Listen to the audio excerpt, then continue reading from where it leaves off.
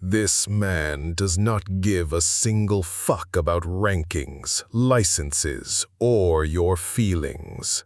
He puts people in two-dimensional panels, calls them lagging, and walks away while the country loses its mind. Villains, heroes, classmates, none of them could hold 24 frames. This reincarnated bastard is the coldest, most disrespectful force in the entire verse, and he knows it. Welcome, legends, to Chronos Recom. I wrote this story myself, so if you have any suggestions or what-ifs you want to see, drop it in the comments below. Also, just wanted to let you know I've got a Patreon set up now for anyone who wants to support the channel directly. You can get early access to stories, submit direct fan requests, and get exclusive content. It's totally optional, but if you want to help keep these stories coming, check it out. Links in the description. And don't forget to subscribe, like, and hit that bell so you never miss an upload. Let's dive into this story. Naoya Zenin died face down in the dirt with a woman's blade under his shoulder blade. And the funniest part, the part that stayed with him longer than the pain, was that he saw it coming and refused to believe it. He was bleeding out already. He had spent his last honest breath telling the world exactly where women belonged, and then a Zenin woman with grief in her hands walked up behind him and settled the argument. He tried to laugh. Blood came out instead. He got one insult past his teeth, something petty and perfect, and the second push of the blade took the rest of the sentence away from him. Then the dirt was gone. Then the sky was gone. Then there was heat and pressure and light, and a sound he eventually understood as a woman screaming in a hospital room in a country that had never heard the name Zenin, and Naoya Zenin opened brand new eyes in a body that weighed almost nothing and smelled like formula and baby powder. He knew immediately. That was the thing about him that death failed to correct. Other men would have needed years to piece it together. He looked at the ceiling tiles, felt the cursed energy sitting inside this ridiculous little frame like a coiled spring in a matchbox, and understood the entire situation in the space of one heartbeat. New world, new body, same soul, same technique, folded up in his nerves and waiting. The woman holding him had green hair and wet eyes, and she called him Izuku. He stared up at her with an expression that made two separate nurses uncomfortable, and decided, without ceremony, that this world was beneath him. Izuku Midoriya loved her son the way water loves a downhill slope, without questioning it, without stopping. That was fine. Naoya had opinions about maternal affection, and most of them were unkind, but the woman fed him and clothed him and never once tried to sell him to a rival branch family, which put her 3 full steps above his actual mother. He learned the language in 11 months, which the pediatrician called precocious and Inko called a miracle. He learned about quirks from the television. That was the part that took adjusting. There were no clans here. No no Zenin elders squatting in a compound arguing about bloodlines while men with real strength did the actual killing. Instead, there were heroes, and they had costumes, and they had merchandise, and 80% of the population had been born with something the doctors called a quirk, a mutation, a trick, a party favor stapled onto their cells at birth, fire breath, sticky fingers, a man on the morning news whose entire ability was making his hair slightly heavier, Naoya, Izuku. He decided to answer to Izuku since screaming about it would waste effort, watched a rescue broadcast where 4 costumed adults spent 9 minutes arguing about jurisdiction while a bus hung off a bridge. He was 2 years old. He was sitting on the floor with a juice box. He laughed once. Short and genuine, and Inko came running because she thought he was choking. There was a blonde boy next door with a temper like a struck match. Katsuki Bakugo had explosions in his palms and a mother who yelled and a father who folded laundry, and by the age of 4, he had already decided that the world was a ladder and everyone else was a rung. He was loud. He was talented. In a neighborhood full of children with useless quirks, he was a king, and kings need subjects. He picked Izuku Midoriya because Izuku Midoriya never reacted. That was the thing that made Bakugo insane that year. He'd blow a crater in the sandbox, and every other kid would scatter and shriek and clap, and the green-haired boy with the strange posture would look at him the way an adult looks at a dog barking behind a fence. Mildly. Briefly. Then back to whatever he was doing. The Quirk registry had a note on Izuku's file that year, pending assessment. The playground was full of the usual noise. Late afternoon, orange light, a jungle gym with a rusted bar, 6 or 7 kids clustered around Bakugo because that was where the excitement lived. Bakugo walked up to Izuku with 2 of his hangers-on trailing behind him and demanded to know what Izuku's quirk was, since everyone else had already shown theirs off. Izuku was sitting on the bottom step of the slide with his elbows on his knees. He said nothing at all, which Bakugo took as an insult, because Bakugo took everything as an insult. So Bakugo raised his hand, put it 8 inches from Izuku's face, and detonated it. Heat washed over the slide. The bang bounced off the school wall and came back. A girl behind him screamed.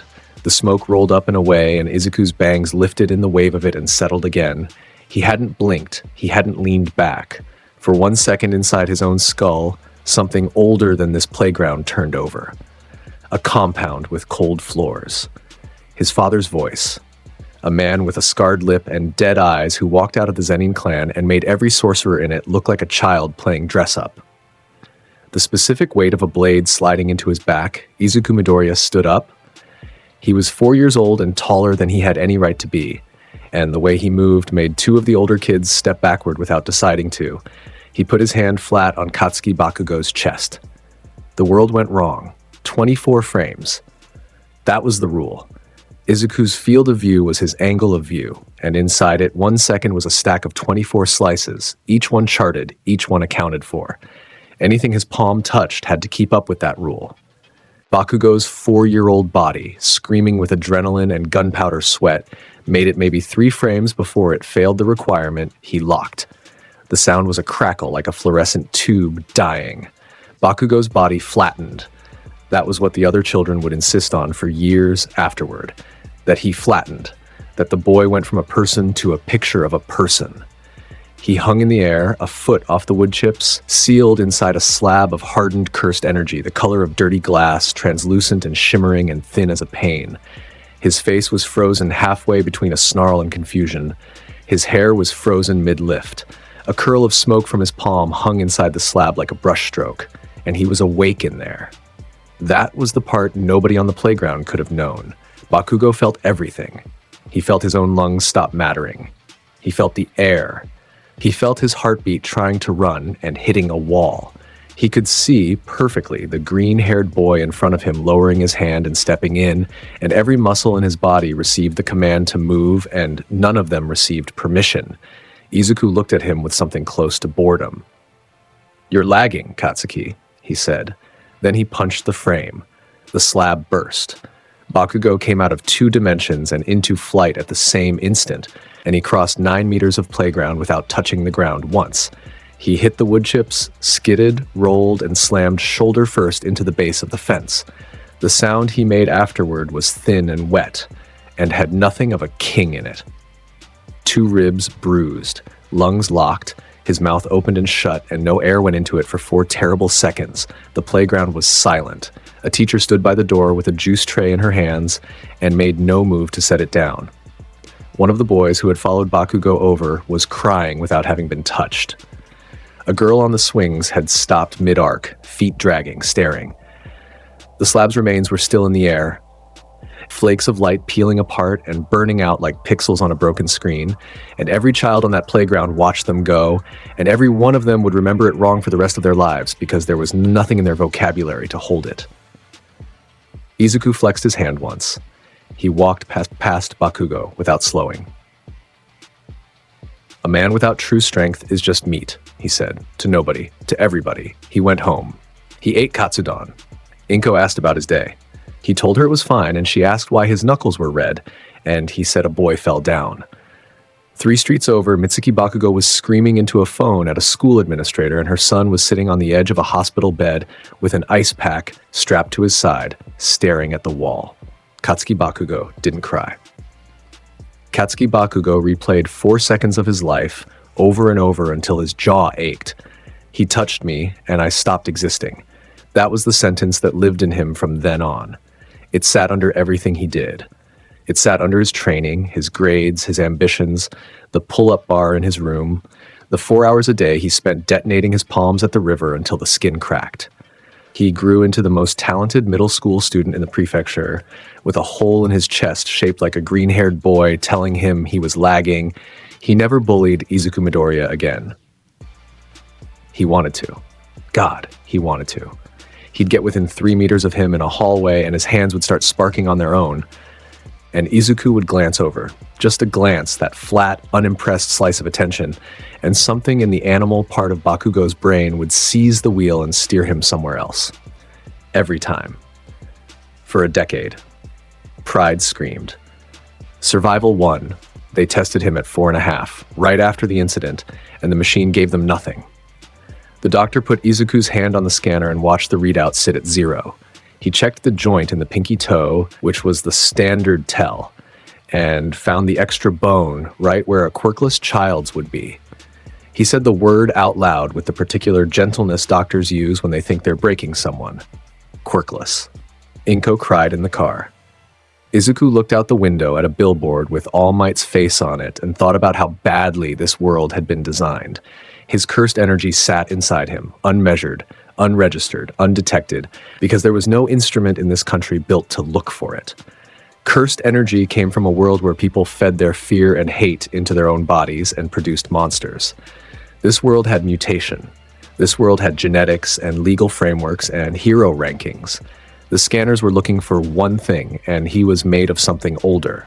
He let them write it down. Midoriya. Izuku. Quirkless. He found it enormously funny. In the flat way, he found most things funny. And he never corrected a single person about it for the next 10 years. He grew. That was the part that unsettled adults before he ever opened his mouth. By 13, he was tall for his year, lean, wide through the shoulders, and he carried himself like something asleep in tall grass. Teachers who had never met him would find their eyes drawn to him in assemblies. His uniform was never the standard cut. He had the collar redone, high and stiff and closed at the throat, because the school version looked like something a farmer would wear to a funeral, and he refused to be seen in it. He trained, obviously. A soul doesn't survive death and then get lazy. He rebuilt the body from the ground up the way Toji Fushiguro had built his.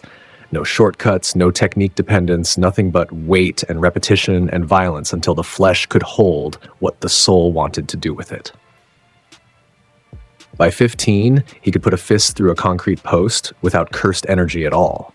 He kept a tanto in his clothes from the age of 12. He never showed it to anyone. He didn't like using it.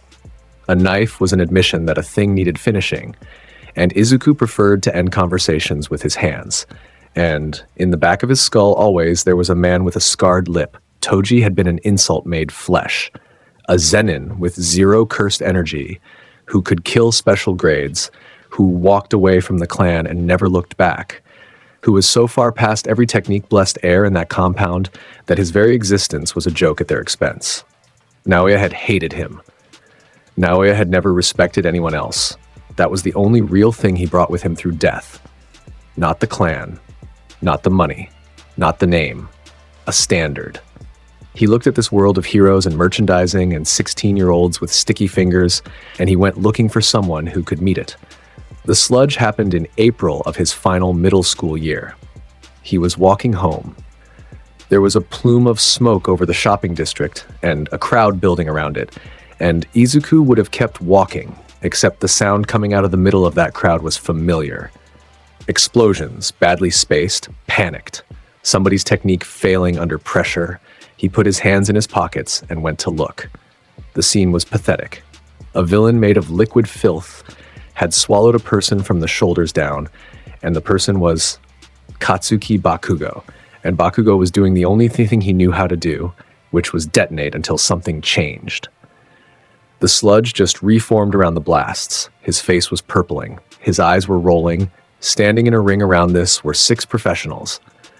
Death Arms had his arms folded and was explaining that his quirk wasn't suited for a liquid target. Kamui Woods was saying the hostage's positioning made a capture attempt too risky. Backdraft was fighting the burst water main. Someone in the back was on a radio asking for authorization. A woman with a megaphone was telling the crowd to move behind the line. Please, move behind the line. 9 minutes. Izuku timed it.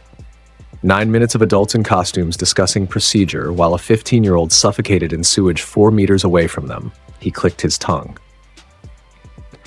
Then he walked through the police line.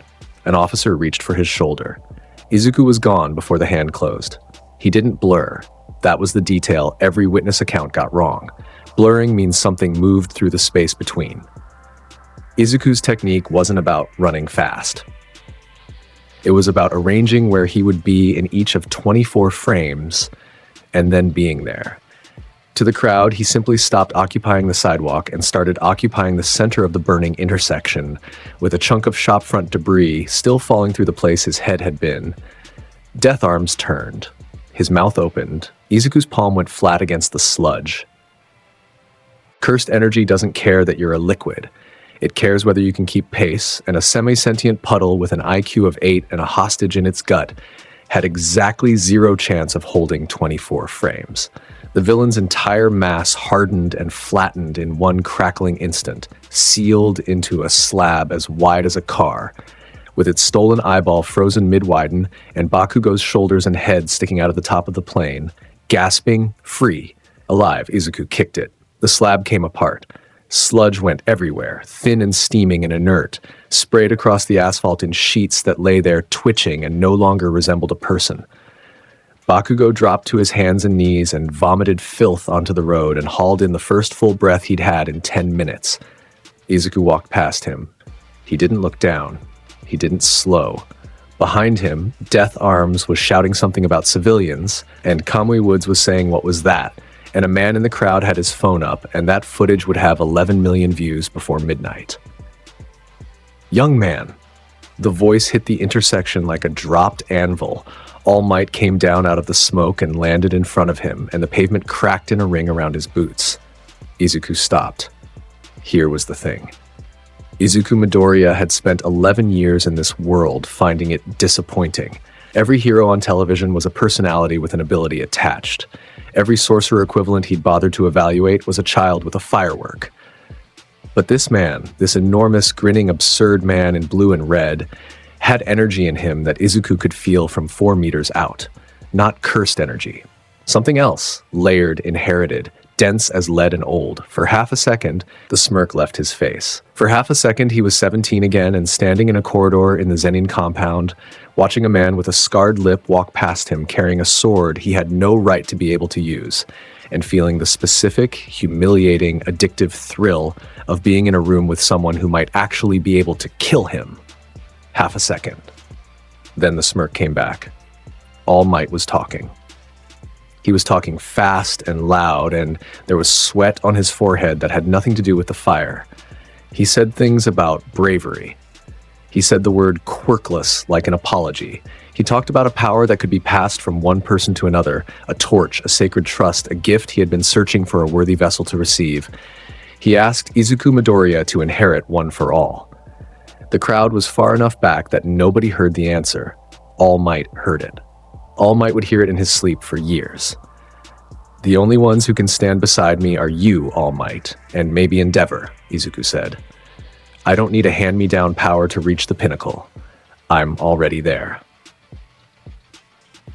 Then he walked away. All Might stood in the middle of a cracked intersection with sludge on his boots and his mouth slightly open and steam beginning to come off his shoulders as his time ran out.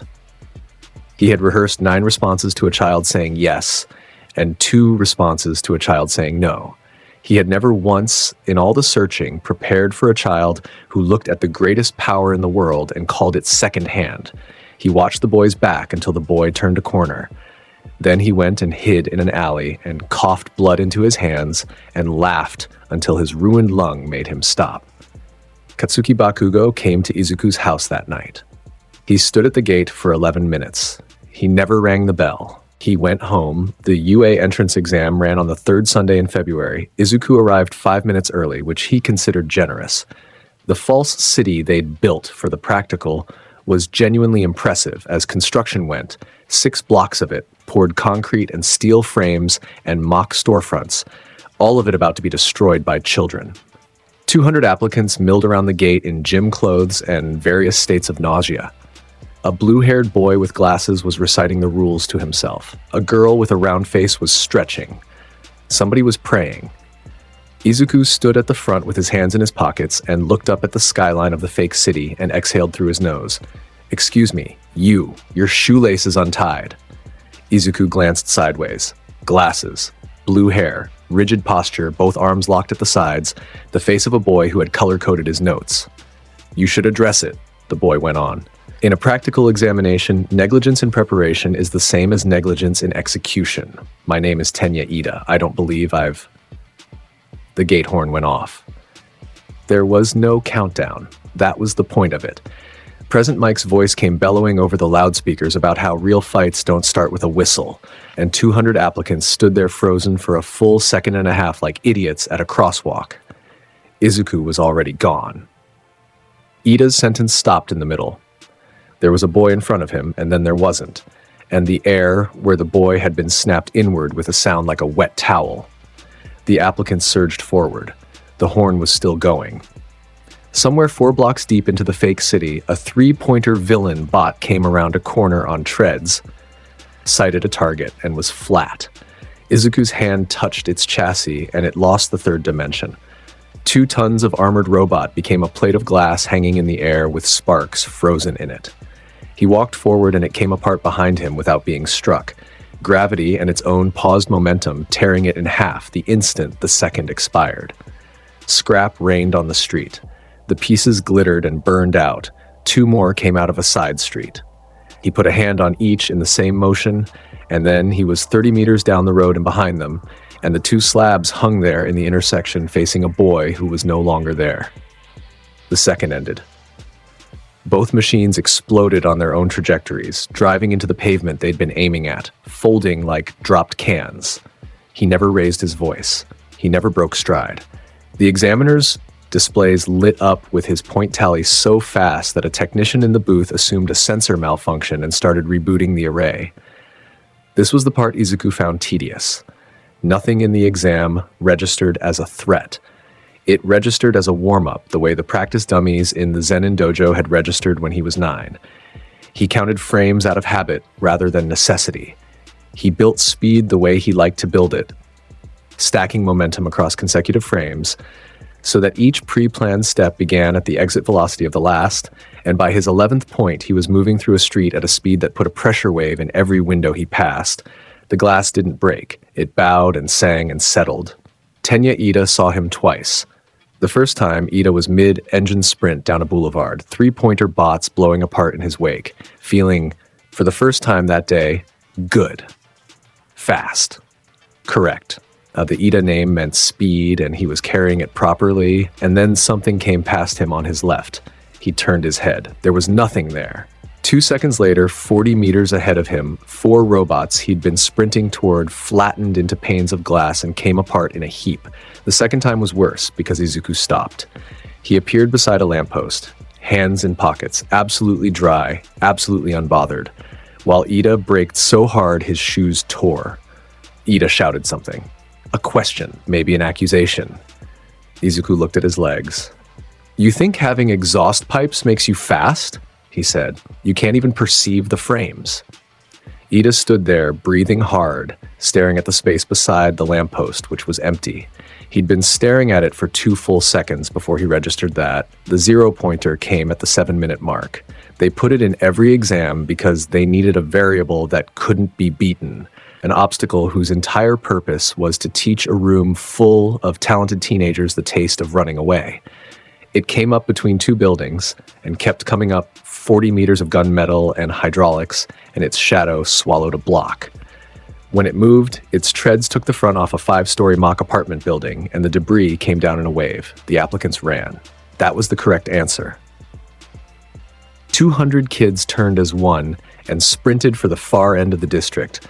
Momo Yaoyorozu did the math and ran too, and the math betrayed her because a section of collapsing facade came down on the street she'd chosen, and a concrete beam pinned her right leg at the ankle. She'd created a shield. She was fast and smart, and she got a plate of steel above her head in under a second, which saved her skull. But her leg was under 200 kilos of pillar, and the zero-pointer's next tread was going to come down on this street, and she could hear it. She pulled. Her ankle ground. She started creating a hydraulic jack from her forearm because she knew the composition. She'd memorized the composition, and her hands shook so hard the mold came out wrong. 6 meters away, Izuku Midoriya stood at a crossroad and looked up. He looked at the machine. He looked at the girl under the pillar. He looked back at the machine, and something in him, the part of him that had spent 11 years being told this world was full of heroes, got tired. He exhaled. Then he launched.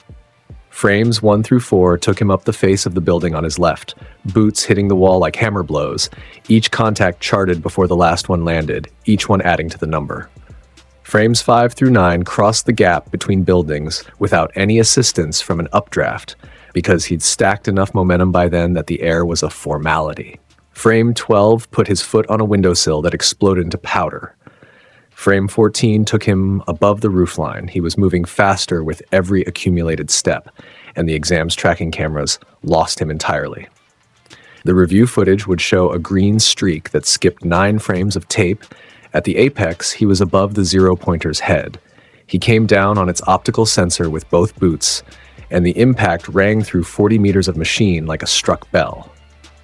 Then he crouched, put his palm flat against the lens, and told it to pause. 2,000 tons refused the 24-frame rule. The zero-pointer went flat. There is no way to properly write what that looked like from the ground, and every applicant in that district tried for the rest of their lives. A machine the size of an office building became a picture of a machine the size of an office building. It hung in the sky over central Tokyo's fake downtown as a sheet of translucent, crackling acrylic light, arms mid-swing, treads mid-rotation, a cloud of dust it had kicked up hanging inside the plane like a smear of paint. Frozen. Perfect. Wrong. Izuku stood on top of it and raised one leg. The axe kick came down through the center of the frame with enough cursed energy in it to hum the air. The zero-pointer came apart, not neatly. The panel burst, and every ton of paused momentum arrived at once, in a shape it had never been designed to survive. The head went one way, the torso split along the spine, and the two halves went in opposite directions, and each of them took a building down.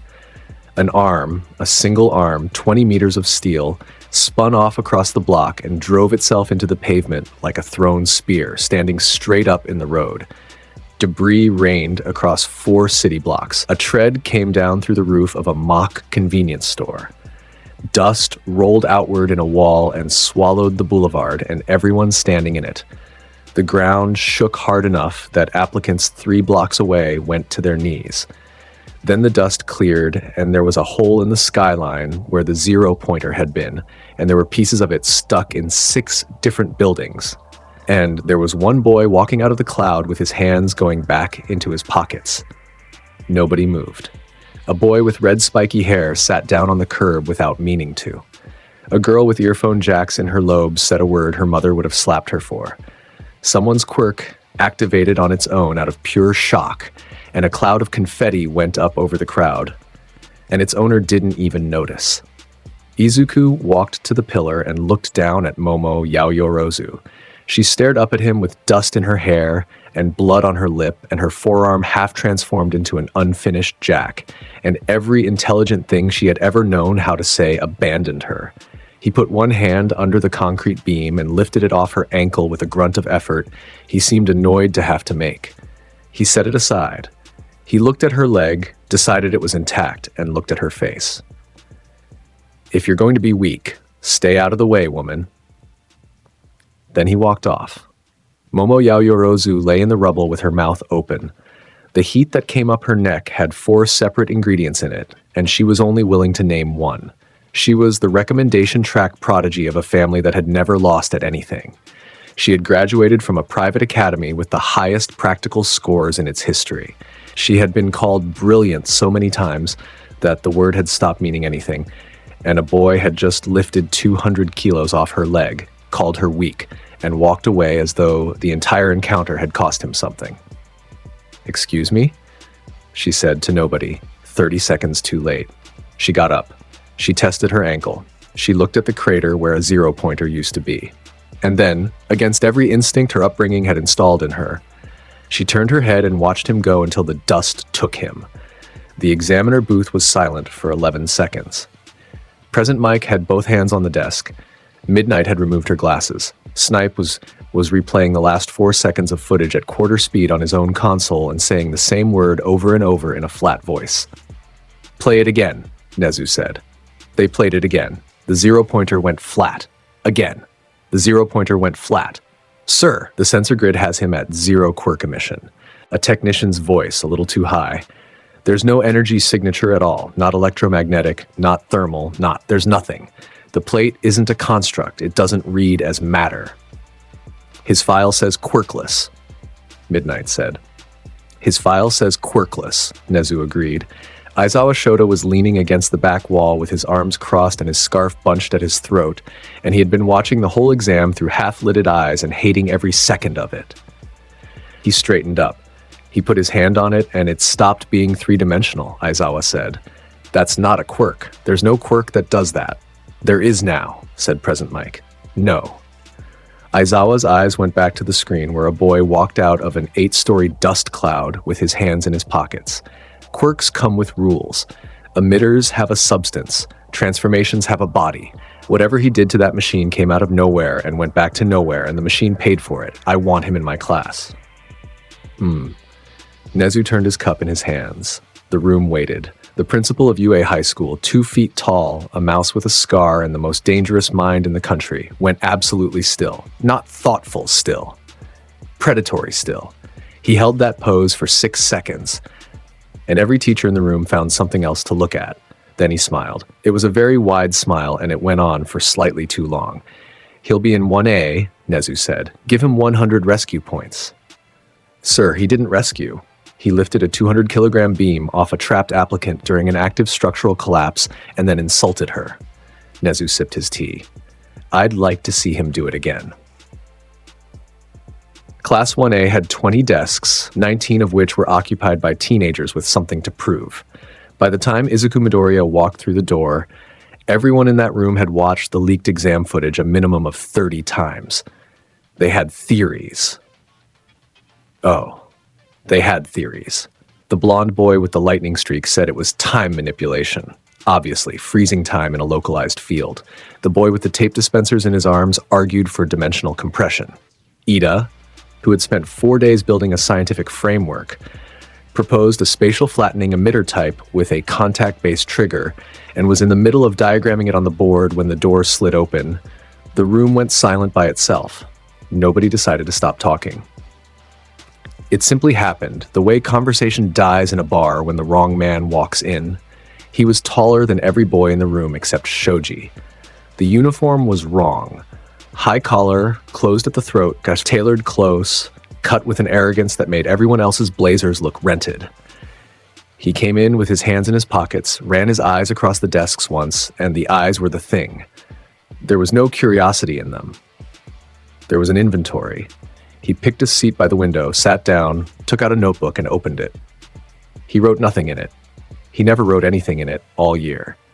He'd open it, look at the blank page, and then watch the room over the top of it like a man reading a menu he'd already memorized.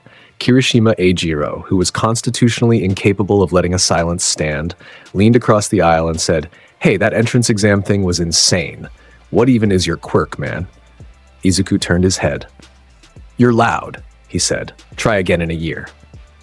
Kirishima sat back with his hands up and a strange, delighted, offended expression on his face, and mouthed what at Sero, who mouthed "I don't know" back. Katsuki Bakugo sat 4 desks away with his boots up and his jaw set, and said nothing at all. That was the part that scared Kirishima more, honestly. He'd known Bakugo for 3 days, and Bakugo had already threatened to kill 6 people, including a teacher. Bakugo looked at the green-haired boy by the window with his whole face working, and he put his feet down, and he kept his mouth shut. Aizawa introduced himself out of a sleeping bag and took them all outside for a quirk assessment test.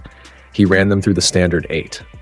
Bakugo threw a softball 705.2 meters and grinned like a wolf.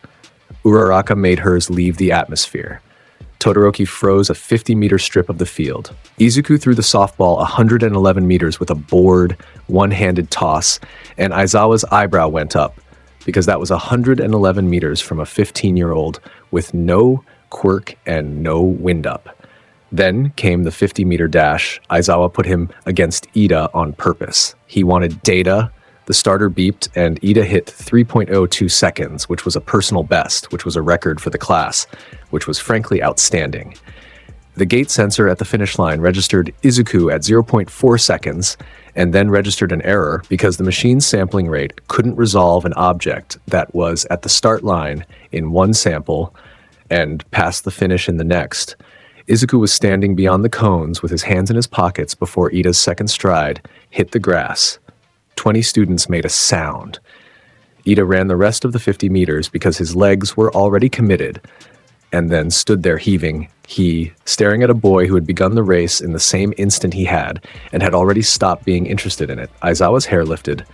The class saw it and went silent for a different reason. Erasure.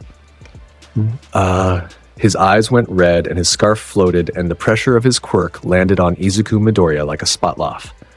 It slid off. That was the only way to describe it, and 4 separate students described it exactly that way in the group chat that night, where the red glow reached him and stopped at the surface of something invisible around him, and it flattened out and thinned and burned away like water hitting a hot pan. His posture never changed. His hands stayed in his pockets. He looked at Aizawa with mild interest, the way you'd look at a mosquito bouncing off a window. "That does nothing," Izuku said. Aizawa blinked 3 times. He said, "Absolutely nothing." He turned around, wrote a number on his clipboard, and moved on to the next test, and the entire class understood in that moment that something had gone very wrong with the world. Later that night, Aizawa sat in the staff room in the dark with a cup of coffee going cold and wrote one line in his report. "Subject's ability is not a quirk. Erasure has 0 effect. Recommend classification remain unknown. It stayed unknown in UA's system all year. They knew what it did. Nobody ever found out what it was. The battle trial ran on a Thursday in a mock building complex. All Might presiding. Absolutely delighted, absolutely terrified. He drew the lots himself. He had been dreading and hoping for this in equal measure since the second day of term. Izuku Midoriya and Ochako Uraraka, hero team. Shoto Todoroki and Mezzo Shoji, villain team. The room reacted.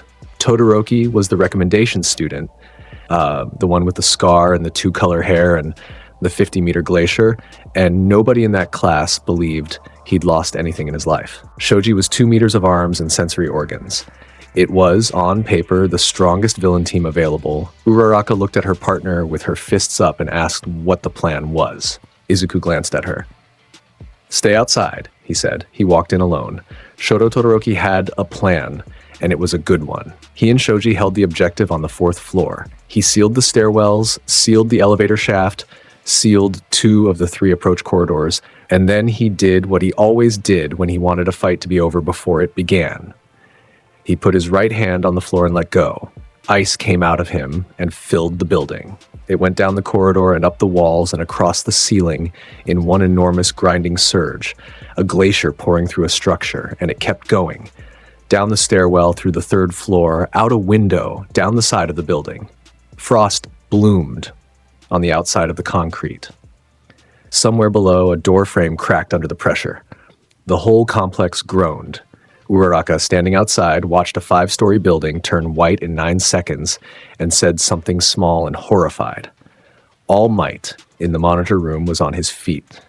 Todoroki straightened up in the middle of a fortress of ice and breathed out steam and felt the familiar thing he always felt, which was very little. Izuku Midoriya started running. Here's what that means. 24 frames per second. Every one of them charted before his foot moved. Frame 1 put him at the entry. Frame 2 put him 9 meters down a corridor of solid ice at a velocity that made the frost sublimate off the wall beside him. Frames 3 through 7 took him up the stairwell. Not through it, up it, boot to wall to rail to wall, each impact fracturing the ice sheet a half second after he'd stopped needing it. Frame 9 went through a doorway that ice had sealed to a hand's width, and he passed through the gap without touching either side. The frost never got a chance to form on his uniform. His speed stripped it out of the air ahead of him. Frame 19 put him on the 4th floor. Frame 22 put him behind Shoto Todoroki. Todoroki was still watching the corridor he'd sealed. "You rely entirely on raw output," Izuku said from 30 centimeters behind his ear. "Your technique is garbage." Todoroki's whole body seized. He spun. He was fast. He was genuinely, respectably fast, trained by Endeavor since he was 5 with a rigor that bordered on criminal, and his left side ignited on pure reflex because his right side was aimed at nothing and his brain had gone straight past thinking. Fire came up his arm in a rush. Izuku touched his shoulder. Shoto Todoroki lost the 3rd dimension. The flame went with him. That was what broke the class when they saw it later. The fire didn't go out, it paused, sealed inside the panel with him. A burst of orange caught halfway up his sleeve like a photograph of a fire. Ice crystals hung frozen in the air around his right side. His face was locked in the exact expression of a boy discovering something, and he was awake in there. Every second of it. He felt his own heart refuse to beat. He felt the flame on his arm without feeling the heat move. He saw Izuku Midoriya lower his hand and look him over the way a man looks at a piece of furniture he's about to move. Then Izuku picked him up. He picked the panel up. Both hands, one at each edge like a sheet of plate glass, and he lifted Shoto Todoroki off the floor and tucked him under one arm and started walking. Mezzo Shoji came around the corner with 4 arms up and both eyes on stalks, and he stopped so hard he skidded on the ice. He looked at his teammate, who was a picture. He looked at Izuku Midoriya, who did not look at him at all.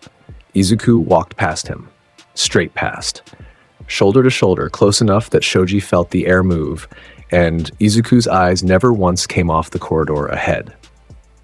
Shoji had 2 meters of reach and 6 arms and a body built for exactly this situation, and he stood there with all of them at his sides, and afterward he would try to explain to Tokoyami that it hadn't been fear, it had been something worse, the feeling of being categorized. Filed. Skipped. Izuku walked into the objective room. He put one hand flat on the papier-mâché nuclear weapon. All Might's voice came over the intercom, cracking on the second word. Hero team wins! Izuku set the panel down on the floor. He stepped back, the second ended, and the panel broke apart into flakes of burning light, and Shoto Todoroki came back into 3 dimensions in a rush, on his knees, one arm still on fire, gasping like a drowned man. He looked up. Izuku was already at the door. "You had the whole building," Izuku said, without turning, "and you didn't even watch the ceiling." Then he was gone. They all watched the footage together in the monitor room because All Might made them, and it was the most silent 19 teenagers had ever been in the history of UA High School. They watched Todoroki fill a building with a glacier, and there were appreciative noises because it was terrifying. Then they watched Izuku run through it, and the noises stopped. They watched him get picked up. They watched a boy carry another boy like a mirror out of a hardware store, and Kaminari Denki put both hands over his mouth. "He held him," Ashido whispered. "He carried him," Sero said. "He carried him past Shoji," said Kirishima in a voice full of religious awe. "Bro walked him past Shoji." Mineta was crying. It wasn't clear why. Tsuyuasui raised a finger. "If he'd left him there, he would have stayed like that for 1 second and then unfrozen. He picked him up so he wouldn't have to leave him behind. That's cribbit. That's almost thoughtful." "That's not thoughtful," Jiro said. "That's shopping." Momo Yaoyorozu stood at the back with her arms folded and her jaw tight and watched the footage without blinking. She had spent 9 days telling herself that the entrance exam had been an anomaly. She had spent 9 days assembling a mental list of the ways she would eventually demonstrate to Izuku Midoriya that his assessment of her had been premature. She watched him carry the strongest boy in their class under one arm like a shopping bag, and the list got shorter, and something in her chest did something she refused to identify. She said, out loud, in a voice of perfect composure, "His footwork is inefficient on turns." Nobody bought it. Jiro patted her shoulder. Katsuki Bakugo stood in the corner with his hands clenched so hard that his palms were smoking. Nobody looked at him. Everybody heard him.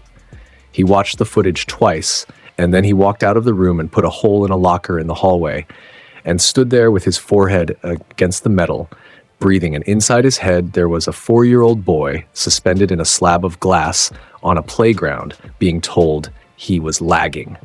"I'm not." He hit the locker again. "I'm not. I'm not." Shoto Todoroki didn't watch the footage. He sat alone on a bench outside the training complex with his elbows on his knees for a very long time. His left arm still smelled like burnt cotton. He had spent his entire life being a weapon. His father had built him for a purpose, drilled him for a purpose, broken his mother for a purpose, and every human being who had ever seen his ability had reacted with fear or with hunger or with awe. He had used one half of himself out of spite for 4 years, and it had still been enough to make grown professionals nervous. Izuku Midoriya had looked at the largest thing he could do and called it garbage, not out of hate. That was the part that wouldn't let him go. There'd been nothing personal in it. It had been the tone of a man correcting a receipt. Todoroki closed his eyes and saw the panel from the inside, the total awareness, the total helplessness, the specific horror of feeling his own fire fail to burn. And under the humiliation, under the rage, sitting there in the dirt where his ambitions used to be, something else woke up. He wanted to fight him, not to beat him. Not yet. He wanted to stand in front of that and find out what he was actually made of.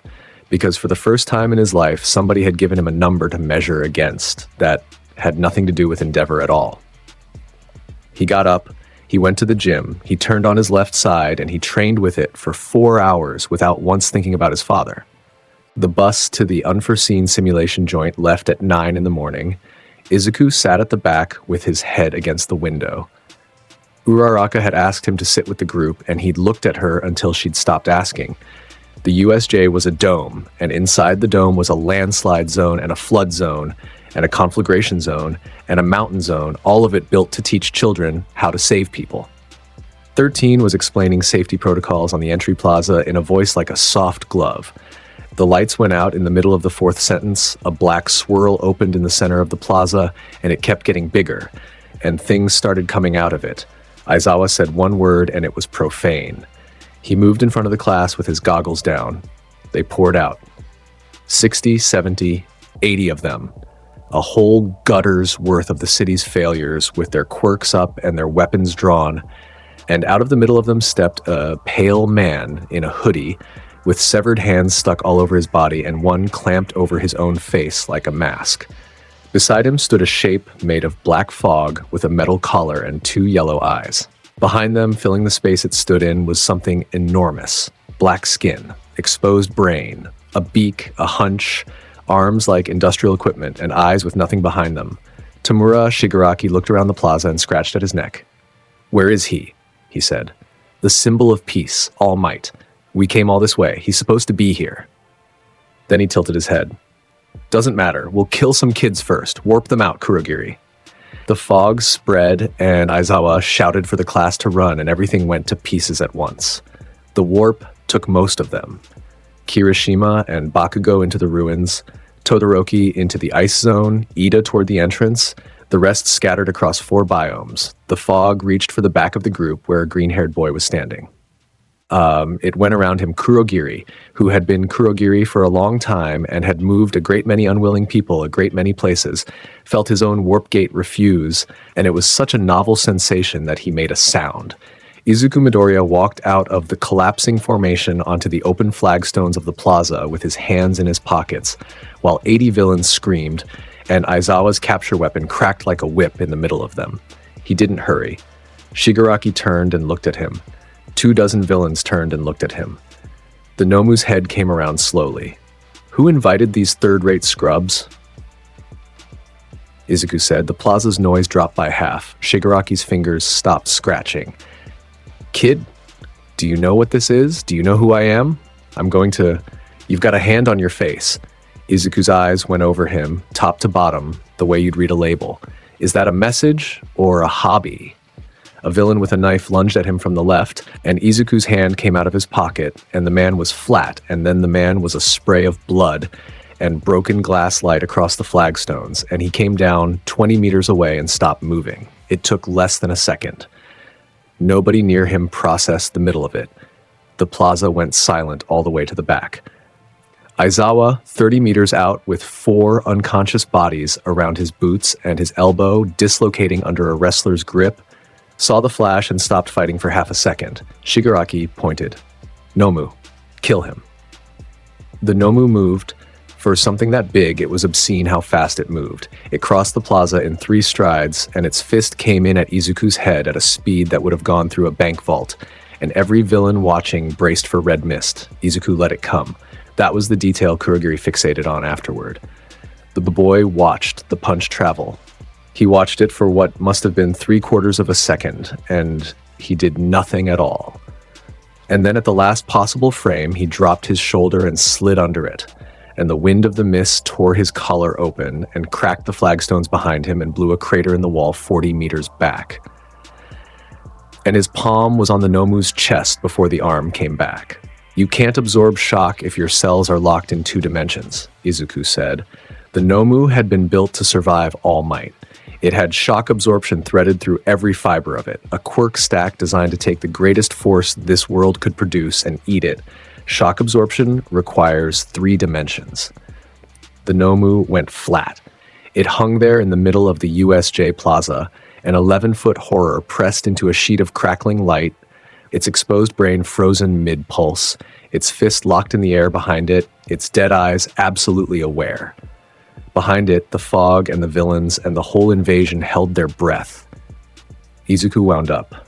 You could hear it. The cursed energy came up his arm, and the air around his fist started to hum, a low grinding note that made the villains at the front of the crowd take a step back on instinct. He drove his fist through the panel. The plaza came apart. The Nomu left the ground at a speed nothing that heavy has any right to travel. It went backward across 60 meters of stone, and it didn't fly over it. It plowed it, tearing a trench through the flagstones, throwing up a wall of broken rock and dust in a rooster tail behind it. It hit the far wall of the dome and went into the concrete up to the shoulders, and the entire structure rang. Cracks ran up to the ceiling glass.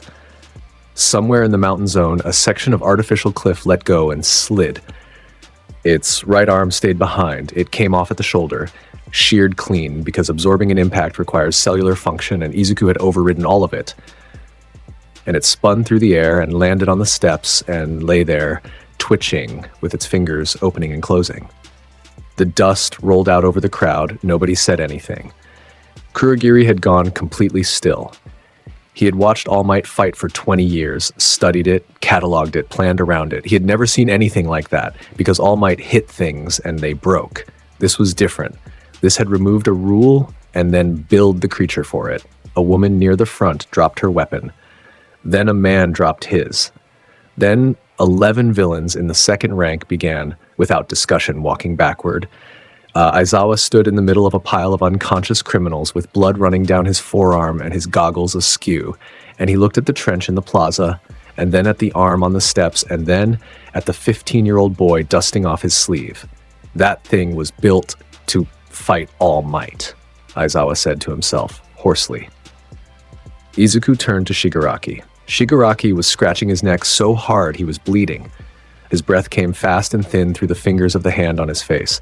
That's not. It has shock absorption. It has regeneration. It's supposed to.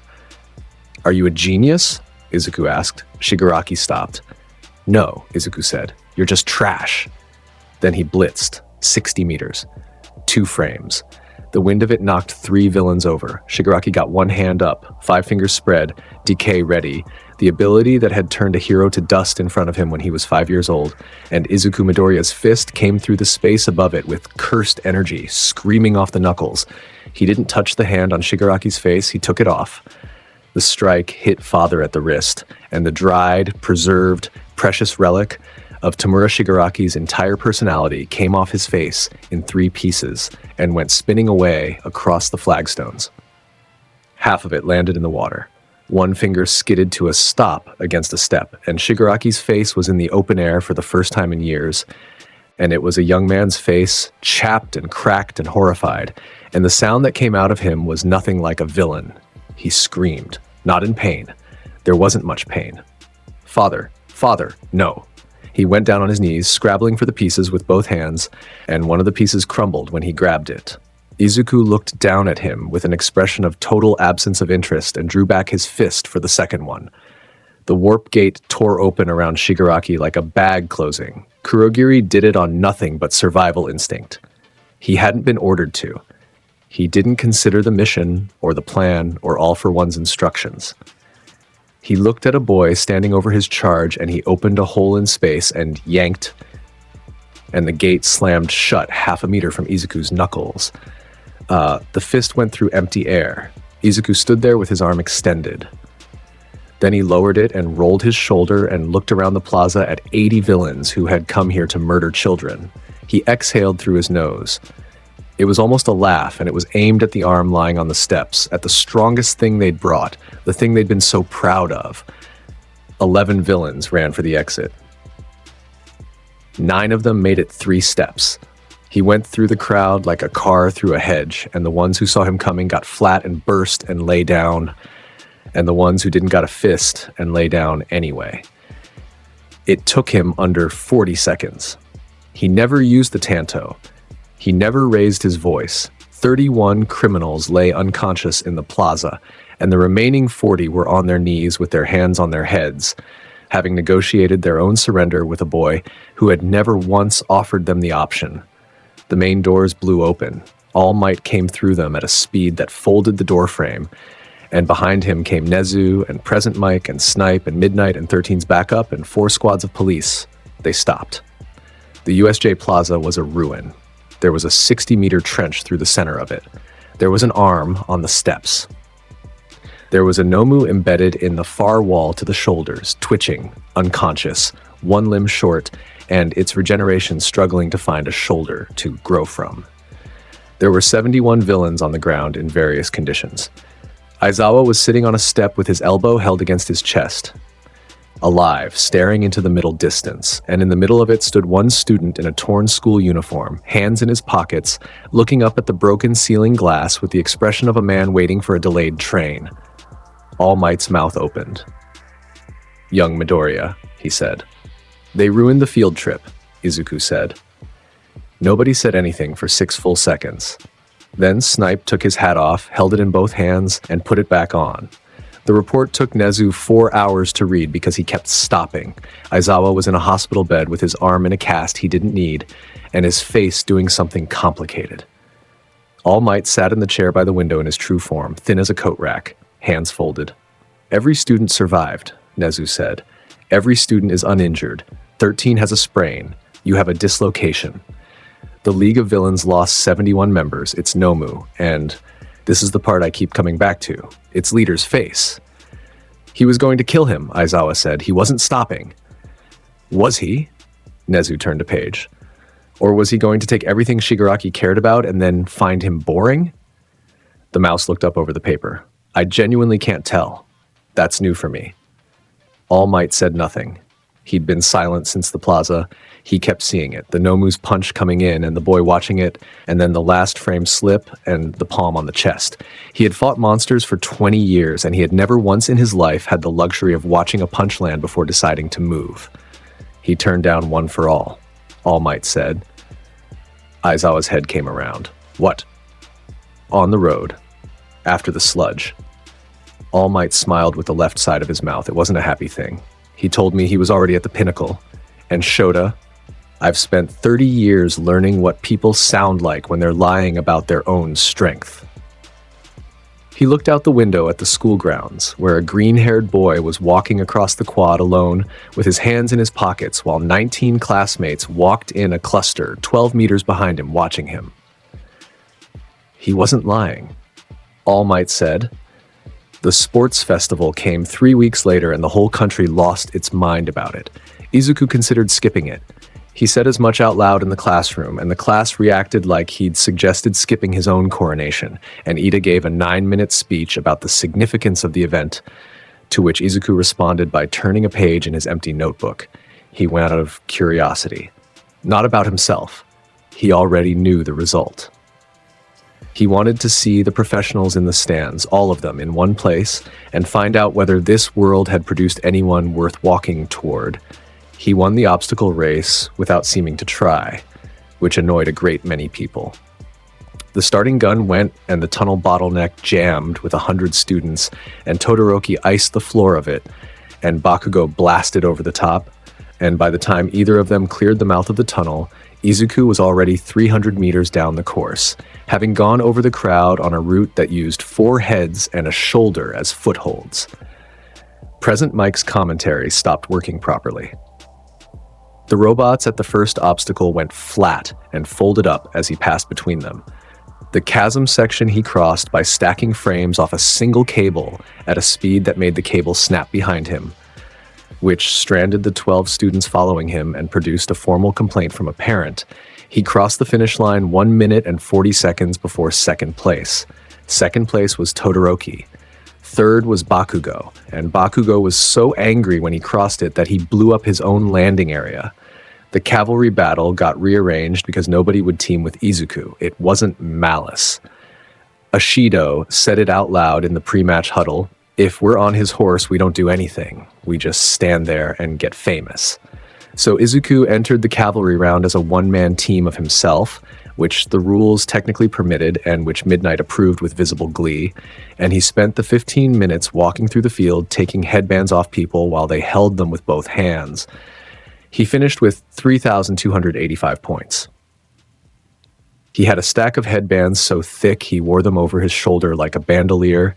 Then the tournament bracket went up and the stadium got loud, and Izuku Midoriya's name sat on the left side of it like a hole in the schedule. He beat Sero in 4 seconds. He beat Kaminari in 3, walking into a full output discharge that lit the entire ring white. Cursed energy doesn't care about voltage either. And putting a hand on the boy's chest while lightning still crawled over his shoulders. He beat Shiozaki in 6. The semifinal was Tenya Ida. Ida wanted it. That was what made it hurt to watch. He had wanted it since the entrance exam, since the 50-meter dash, since a boy told him that exhaust pipes weren't speed. He had trained for 6 weeks with a specificity that impressed Aizawa. He had rewatched every second of available footage. He had built a strategy: engage at maximum, never stay still, never let a palm reach him, force the range. His family name meant speed. Ingenium's little brother. The Ida legacy was in his calves, and he had never once been allowed to forget it. He stood on the concrete with his hands in the ready position and looked across at Izuku Midoriya, who was standing with his hands in his pockets and his shoulders loose and his head tilted slightly, like a man waiting for a kettle. Midnight raised her arm. Start! Ida hit Recipro burst inside the first half second. The stadium noise doubled. His exhaust ports opened and the torque came out of him in a scream, and he became a blue and white line around the perimeter of the ring, circling, closing, 90% of the crowd unable to track him at all. The Jumbotron cut to a slow-motion feed, and even the slow-motion feed struggled. This was the fastest he had ever been in his life. This was faster than his brother. He carved a spiral inward, watching Izuku's hands, waiting for the tell. Izuku yawned. Ida saw it happen. He was moving at over 200 kilometers per hour, and he saw the boy in the middle of the ring cover his mouth with the back of his wrist and yawn. "Can you see me, Midoriya?" "You're moving like a snail dragging a boulder," Izuku said in a normal speaking voice, and Ida heard him perfectly over the wind and the crowd and his own engines, which was somehow the worst part. Then Izuku accelerated. To the 80,000 people in that stadium, he vanished. That's the record. That's what the broadcast shows. One frame has a boy standing at the center of the ring. The next frame has an empty ring and a blue streak still going, and Present Mike's voice cutting out mid-syllable, and the camera's panning wildly across concrete looking for a person who isn't there.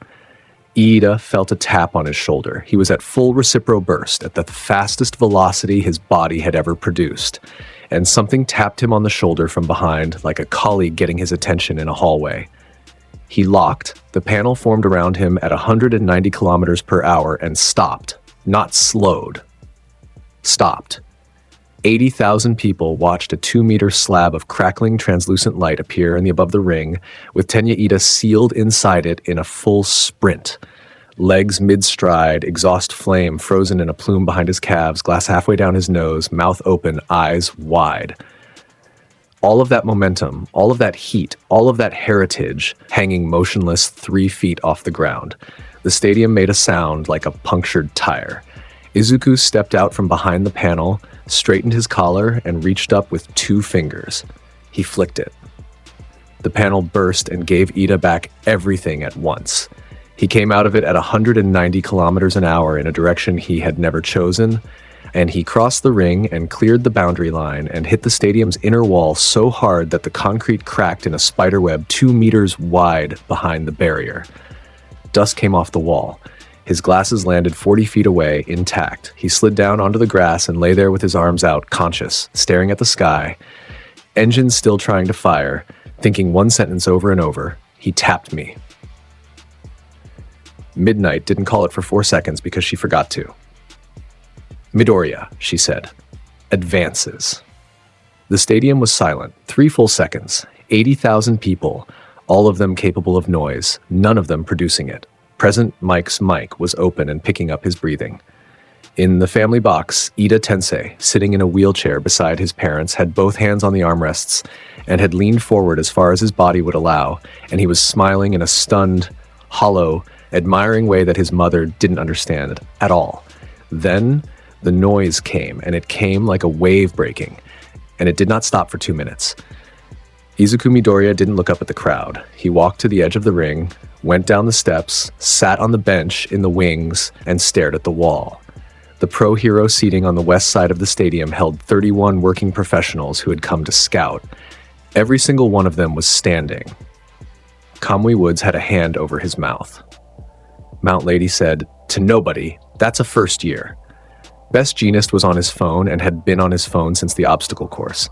Gang Orca was leaning forward with his elbows on the rail. Edgeshot, who had built his entire career on speed and folding and the perception of motion, sat back down slowly and said one thing. I couldn't follow it either. In the front row, apart from everyone, sat a man made of fire. Endeavor hadn't come to watch Izuku Midoriya.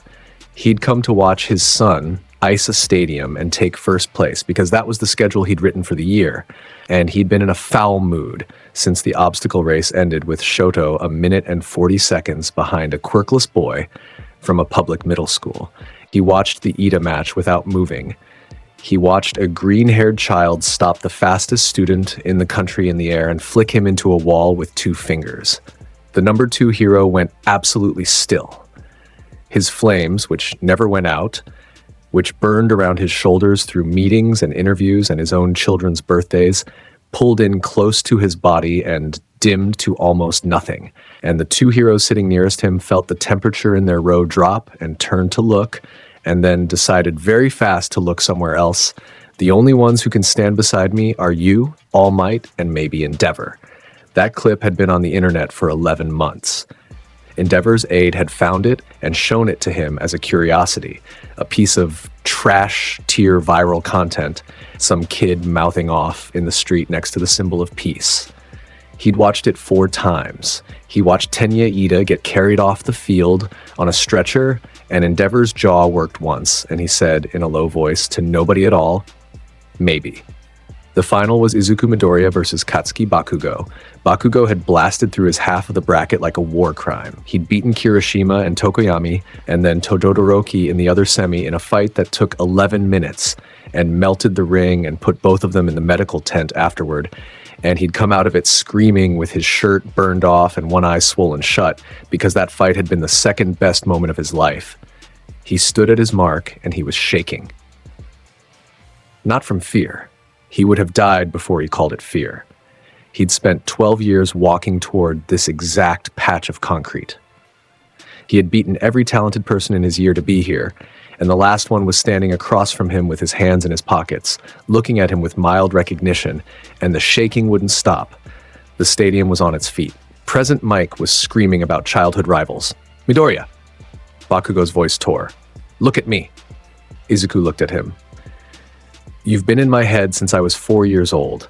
Bakugo's palms were already smoking.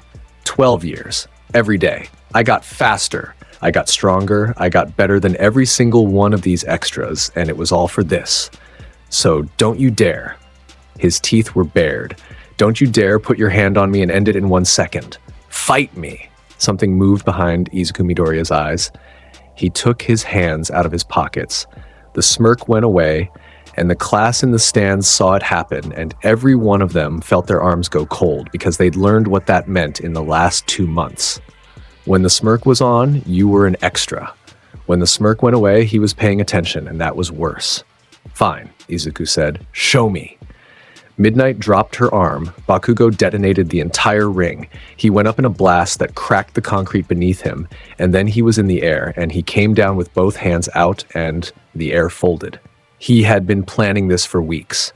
Continuous blasts, chain detonations, never landing, never stopping, filling every cubic meter of the arena with heat and pressure, so that there was no clean approach and no still air to move through. He howled through it.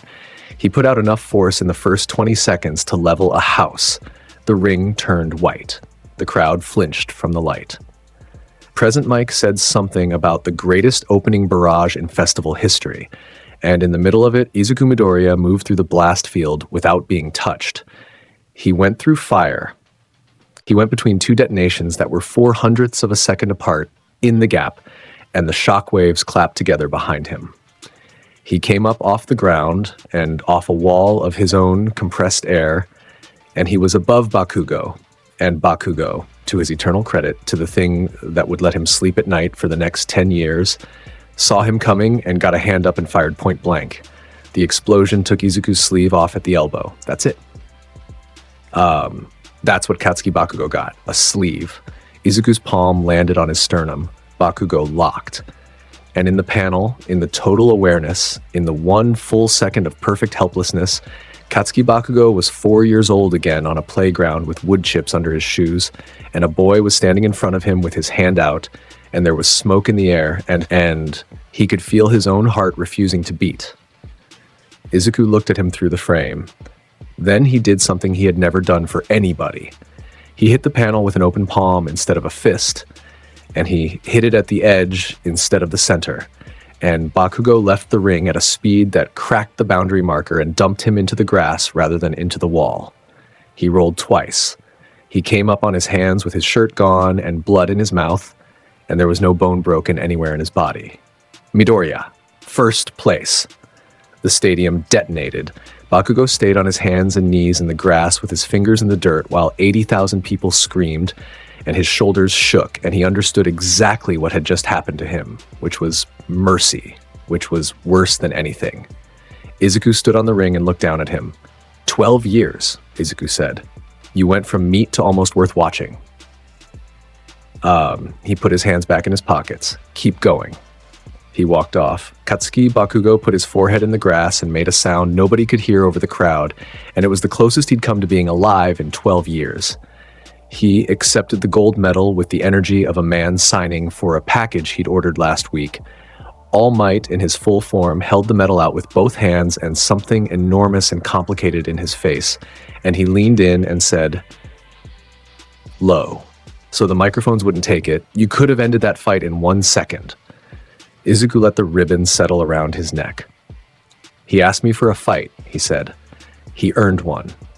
Then he stepped off the podium while the cameras were still rolling, and 80,000 people watched the winner of the UA Sports Festival walk out of the stadium without waving. The internet had a very bad week. Quirkless First Year Takes Festival ran on every network in the country. A talk show panel of 4 experts spent an hour arguing about whether his registration status constituted fraud. A viral clip titled "He Flicked Him" passed 40 million views in 11 days. 9 hero agencies filed internship offers for Izuku Midoriya, and he declined all of them, which resulted in 3 more news segments. Momo Yaoyorozu watched the Ida match 8 times. She told herself it was analysis. She had a document open. The document had a heading and 1 bullet point, and the bullet point said inefficient on turns, which she had already established. And after the 8th viewing, she closed her laptop and put her face in her hands and said out loud, in the privacy of her enormous bedroom, "He is an appalling person." Then she opened the laptop again. He took his week off during the internship period and went to Hosu City for reasons that had nothing to do with heroics. The truth was simpler and stranger than anyone would have guessed. He'd been tracking something for 4 months, a pattern in the news, a name, a set of numbers. 23 heroes dead, 39 paralyzed. All of it done with knives by one man in a country of superhumans, and every professional in Japan had been unable to put hands on him for 2 years. Knives. One man. No quirk worth the name. Izuku had read the first article standing in a convenience store, and something in his chest had gone tight in a way he hadn't felt since a corridor in the Zenin compound 11 years and 1 lifetime ago. He didn't hope. Hope was for extras. But he went to Hosu. It was raining. He was on a rooftop 3 blocks east when he heard it, and what he heard was a specific kind of scream. The sound a man makes when his body stops taking orders. He went down the fire escape and through 2 alleys and stepped into the 3rd one, and the smirk was already gone from his face. The alley was a mess. Rain coming down hard, water sheeting off the gutters, the walls streaked black and red. A pro hero named Native was on the ground against the wall with his arm bent wrong, and his eyes rolled up, frozen stiff. Tenya Ida was 10 feet away in a hero costume with a broken armor plate. On his knees, right arm locked out at an angle, screaming through his teeth and unable to move a single muscle below the neck. And standing over Ida with a katana in one hand and a blade in his teeth was a tall man wrapped in bandages and red cloth, with dead eyes and a stitched mouth and blood down his front. Stain looked up. Another one, he said, around the knife. Izuku looked at the scene. He took his time. He looked at Native's broken arm, and at Ida's paralysis, and at the blood on the wall that had come out of a man who had already left in an ambulance an hour ago. Ida's head strained around. Get out of here. His quirk, it's blood, don't let him. Midoriya, run. You kill weaklings and call yourself a visionary? Izuku said. Stain went still. 23 heroes. Izuku's eyes came up. Every one of them slower than you. Every one of them worse than you. You spent 2 years knifing people who couldn't stop you, and you told the country it was a philosophy. He looked at the swords, at the bandages, at the theater of the man. You're just a filthy rat crawling in the mud. Stain took the knife out of his mouth, and then the alley changed. Ida felt it and started to shake. Native, semi-conscious, whimpered. The pressure that came off Stain when he decided to kill somebody was a documented phenomenon. 3 separate professional heroes had written in their statements that the fight ended in their heads before it ended in their bodies. It was killing intent so pure it had weight. It bent the air in that alley. The rain seemed to fall slower through it. Izuku Midoriya stood in it with his hands in his pockets and felt it land. And in the back of his skull, an old memory offered a comparison. A corridor. A man with a scarred lip holding a sword he had no right to hold, walking past a 17-year-old heir without bothering to look at him. The pressure that came off that had made Naoya Zenin's hands go numb, this was less. Not even close, Izuku said, and there was something almost like disappointment in it. Stain moved. He was fast. That has to be said because everything that happened next is worthless if it isn't. The hero killer was the most dangerous unassisted human being in Japan. Decades of training, a body like braided wire, a fighting style with 0 waste in it, 3 blades in play at once, and a quirk that only needed 1 drop of blood to end any fight forever. He came off the wall and closed 9 feet in a blink, and the katana went for Izuku's cheek. The cheek, always the cheek, always a shallow cut, always enough. And if it had connected, the alley would have belonged to him. Izuku's head moved 4 centimeters. The blade went past. Stain's second hand was already coming with the knife, low for the ribs, and Izuku's body wasn't where the ribs were supposed to be anymore. The knife went through the space between his arm and his side. Stain pivoted, hooked the katana back on the return, cut for the throat, nothing there. And here was the thing that turned Stain's stomach. The boy wasn't dodging. Stain had fought dodgers. Dodgers move away from the blade, and you read the movement, and you put the next cut where they're going. This boy's body stopped occupying the place the blade was going to be without traveling there, and then it stopped occupying the next place, and the transitions between the positions were missing. It looked wrong. It looked like a film with frames cut out of it. The rain hitting his shoulders skipped Stain. Stain went faster. He threw the whole arsenal into it. The katana, the knife, the second knife, a boot, an elbow. 31 attacks in 11 seconds, and rain flew off the blades in sheets. And the alley rang with the sound of steel hitting brick where a boy had been standing 0.04 of a second earlier. 0 blood. Stain's eyes went wide above his stitched mouth. 2 years. 2 years and 41 hero engagements, and he had drawn blood inside 8 seconds every single time. He drove the katana forward in a straight thrust. Everything committed, no recovery. Izuku's face came past the blade close enough that the edge cut a hair off his brow. "You dropped a frame," he whispered. His palm hit Stain's chest. Chizome Akaguro's body received an instruction it had no ability to follow. He locked. The hero killer. The man who had paralyzed 23 heroes and killed as many more. The man whose ideology had reorganized the national conversation about what a hero was. The most feared human being in Japan, hung in the middle of a rainy alley in Hosu, sealed inside a 2-dimensional panel of crackling light. The katana was frozen mid-thrust. The knife was frozen at his hip. Raindrops hung inside the plane like beads of glass.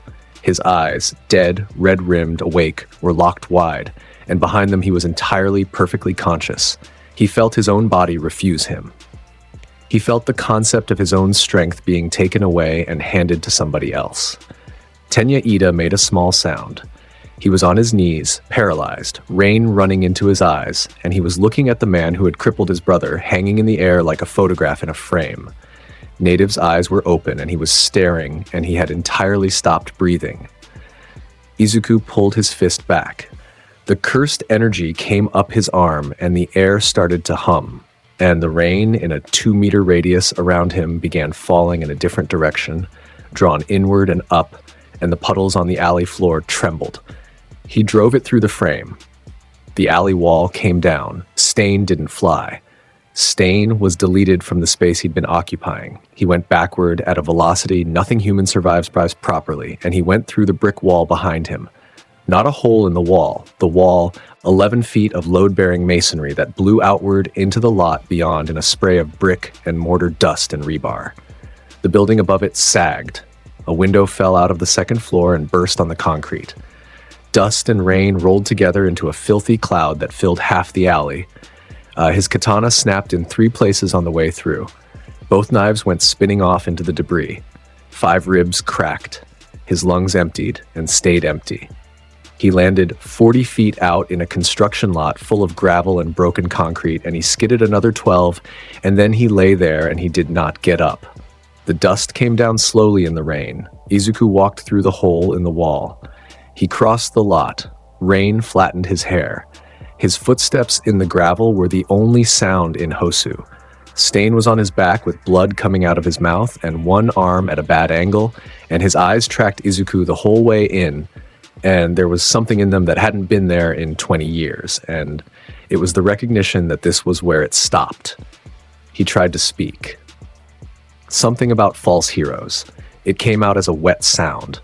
Izuku put one foot on his chest and pressed down.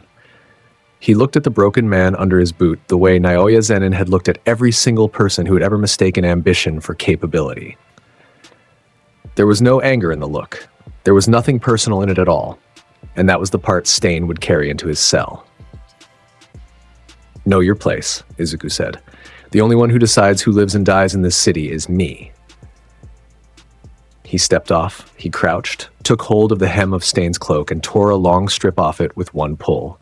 He dragged the hero killer 8 feet to a section of exposed pipe running up the lot's retaining wall and tied him to it at the wrists with his own clothing, tight in a knot that Naoya Zenin had learned at 9 years old from a man whose job was tying up things that struggled. Then he took out his phone. "Construction lot behind Nakamura Street off the 3rd alley," he said. "The hero killer's here. He's alive. Bring a stretcher and something for the ribs." The dispatcher said 4 words and he hung up in the middle of them. He walked back through the wall. Native had passed out. Ida hadn't. Ida was still on his knees with his arm locked out and the paralysis just starting to loosen in his fingers, and his face was a wreck of rain and tears and something worse than he'd come here to kill a man. He'd written it on the inside of his own skull for 4 months, ever since his brother's spine. And he had come into this alley with a name in his mouth and a plan and his brother's title, and the only reason he was breathing was that somebody else had walked in and treated the whole thing as a scheduling inconvenience. "Why?" Ida said. His voice was in pieces. "Why did you?" Izuku looked down at him. You came here to kill him for your brother, he said. You never asked whether you could. Ida's whole body flinched. That's the only question. Izuku's eyes were flat, and there was zero comfort anywhere in them. Everything else is decoration. He turned and walked toward the mouth of the alley. Ida got his voice back at the last second, and it came out cracked and loud and desperate. Midoriya! Izuku didn't turn around. The story broke at 4:41 in the morning, and by 6, the country had lost its mind for the second time in a month. They found Stain tied to a pipe with 5 broken ribs, a fractured sternum, a collapsed lung, and 2 dislocated shoulders, having refused to say a single word to anybody. They found a hole in a load-bearing wall that a structural engineer described on live television as consistent with vehicle impact at highway speed. They found Native in a hospital bed talking to 3 detectives and 1 police psychologist, and repeating a phrase they kept asking him to clarify. He put him in a picture, Native said. I know how that sounds. He put him in a picture, and then he punched the picture. The Hosu Police Department's official statement credited an unnamed UA student. The name lasted 90 minutes before it leaked. Quirkless student defeats hero killer Stain, every network, every front page. The sports festival footage got recut into montages. The clip of a 15-year-old telling All Might that One for All was a hand-me-down, surfaced from 11 months ago and hit 60 million views in 4 days. A very serious professor of quirk theory went on national television and said the words, "We may need to reconsider the taxonomy," and then took a leave of absence in a bar in Kamino Ward with the shutters down. A man with a scarred throat and no face left to speak of watched the news on a cracked tablet. Tamura Shigaraki sat in the corner with a pair of gloves on his hands because he had nothing else to cover them with. And he had been sitting in that corner for 3 weeks, and he watched the footage of the alley and the wall and the boy walking out into the rain, and he started to laugh, and the laugh went on too long and turned into something else. Somewhere further down, in a room full of machines, an old man with tubes in his face was told about a quirkless boy who had taken the arm off a Nomu. He asked to see the recording. Then he asked to see it again. Then he said, in a voice like a door in a basement, "Find out what that is." In a bedroom in Musutafu, Katsuki Bakugo watched the Stain footage on his phone with the lights off and then got up and went outside at 3 in the morning to hit the river. In a dormitory at UA, Shoto Todoroki turned on his left side and held it and looked at the flame and thought about a boy who'd carried him under one arm, and then he called his mother for the first time in 4 years. In a very large house on the west side, Momo Yaoyorozu stayed up until dawn, reading a 20-page thread of strangers speculating about Izuku Midoriya's ability.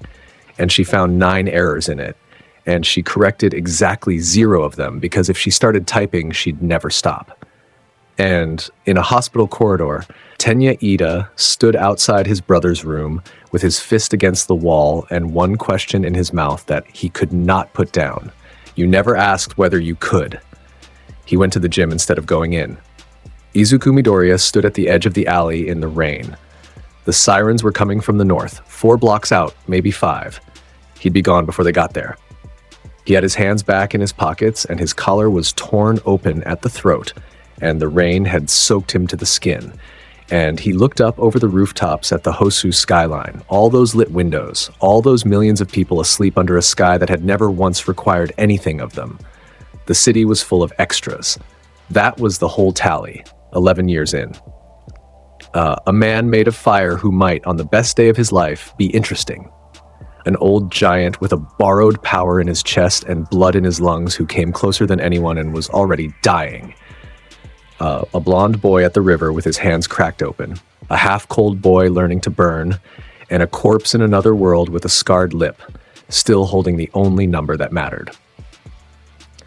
Naoya Zenin had spent an entire life in a compound full of people who called themselves strong, and he had died at the hands of one of them. And the single genuine thing in him, buried under the contempt, under the smirk, under 12 generations of clan poison, was that he had never once in either life stood next to somebody and thought, this one won't die if I lean on him. He'd looked for it. He'd never said so out loud. The rain came down harder.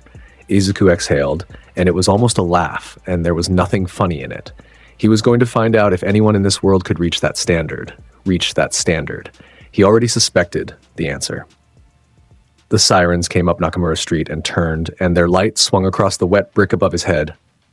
And Izuku Midoriya stood where he was for 4 more seconds, because leaving too early would have been a kind of hurry.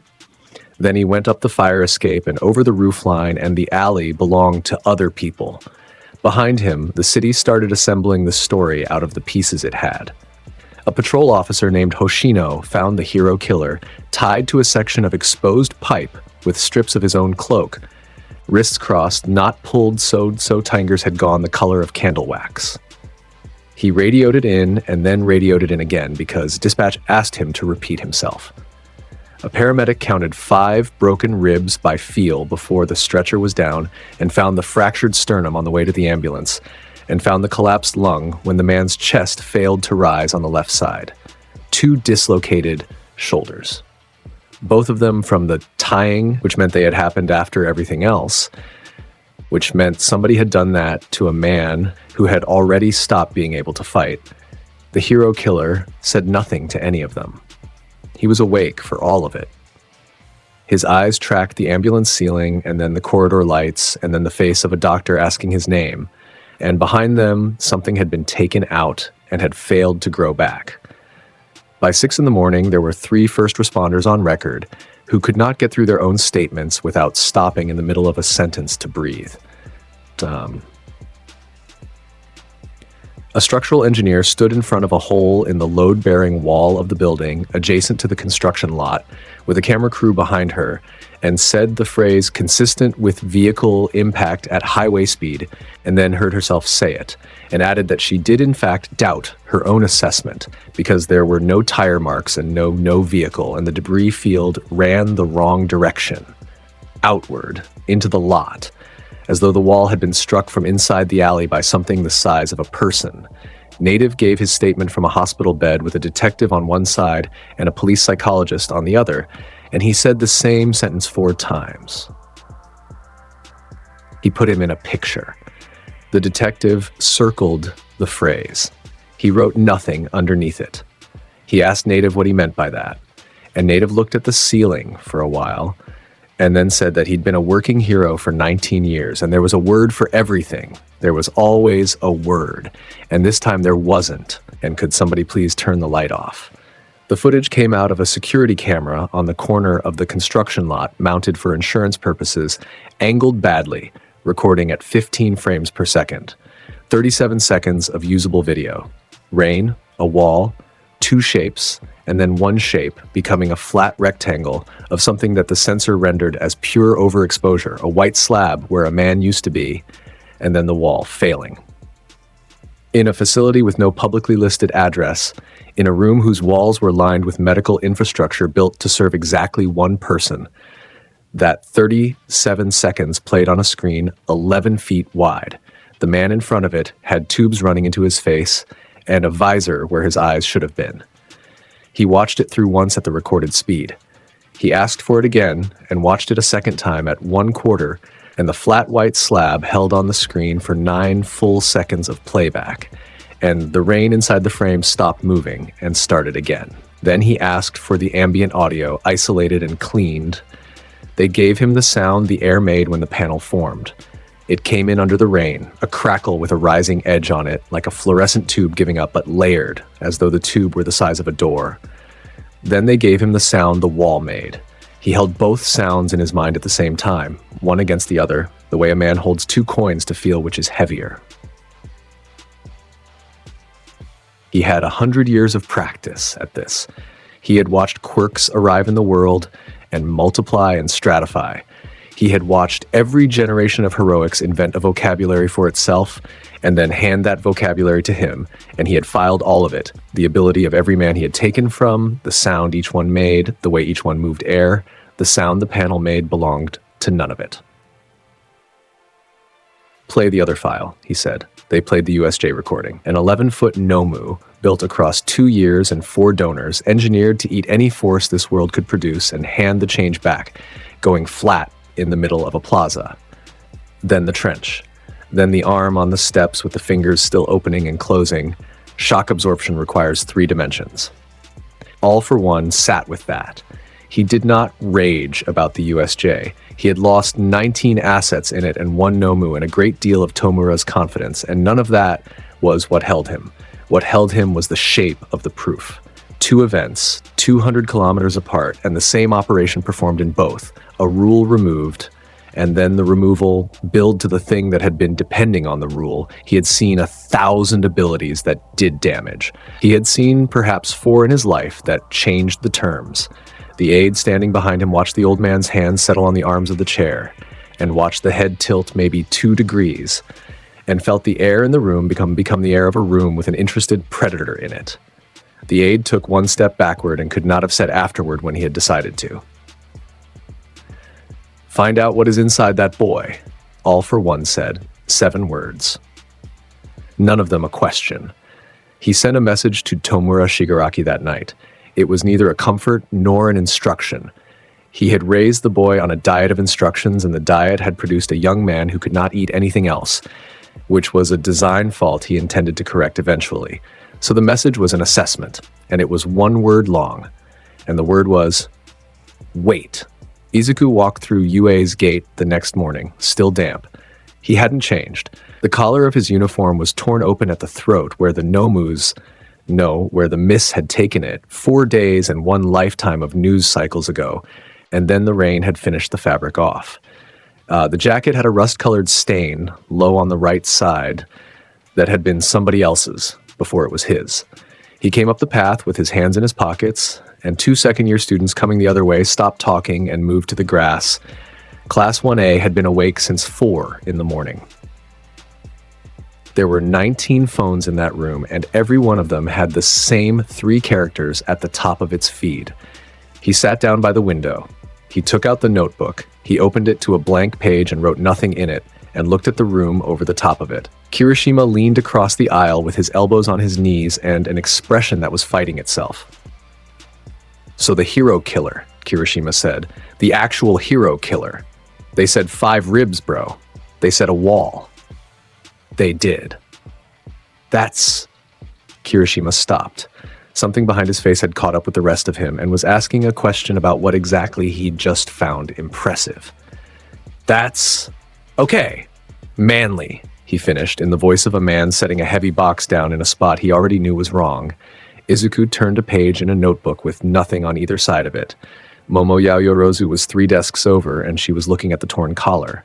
She had woken at 4:15 to a notification and had read a Hosu Police Department statement crediting an unnamed UA student, and she had known the name before the leak, the way you know the weather from the light on the ceiling. She looked at the tear in the fabric and thought about what velocity of blade edge produces a cut that runs upward across a collar seam, and then she thought about the fact that she was thinking about it. She opened her mouth.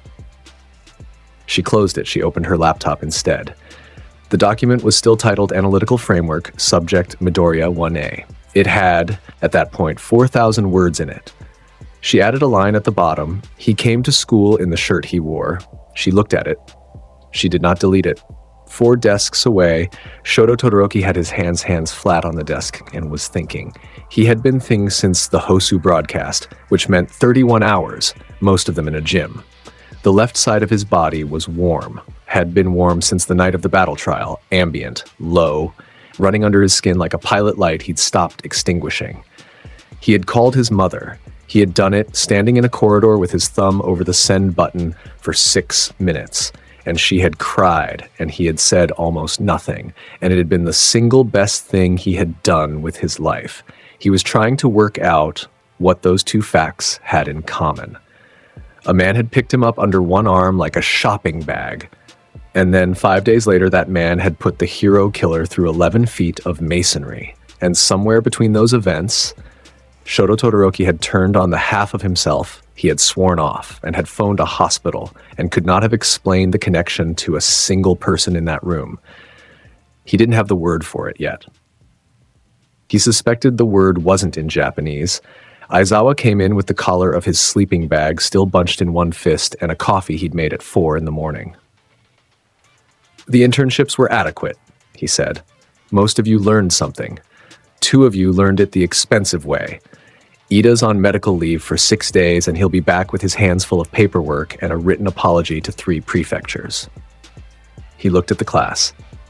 He looked at Izuku Midoriya for 2 seconds longer than he looked at anyone else, and he offered nothing to fill those 2 seconds, and then he moved on to the syllabus. The class watched the 2 seconds happen. Every one of them clocked it. Zero mouthed something at Kaminari, and Kaminari shook his head very fast. Nezu called him to the office that afternoon. The room was small and warm and had a low table in it and a tea service that had cost more than a teacher's monthly salary. The principal of UA High School sat on a cushion with his feet not reaching the floor, 2 feet tall, one white scar running up through the fur of his face, and he poured for both of them and pushed 1 cup across. Izuku sat with his hands on his knees and left the cup alone.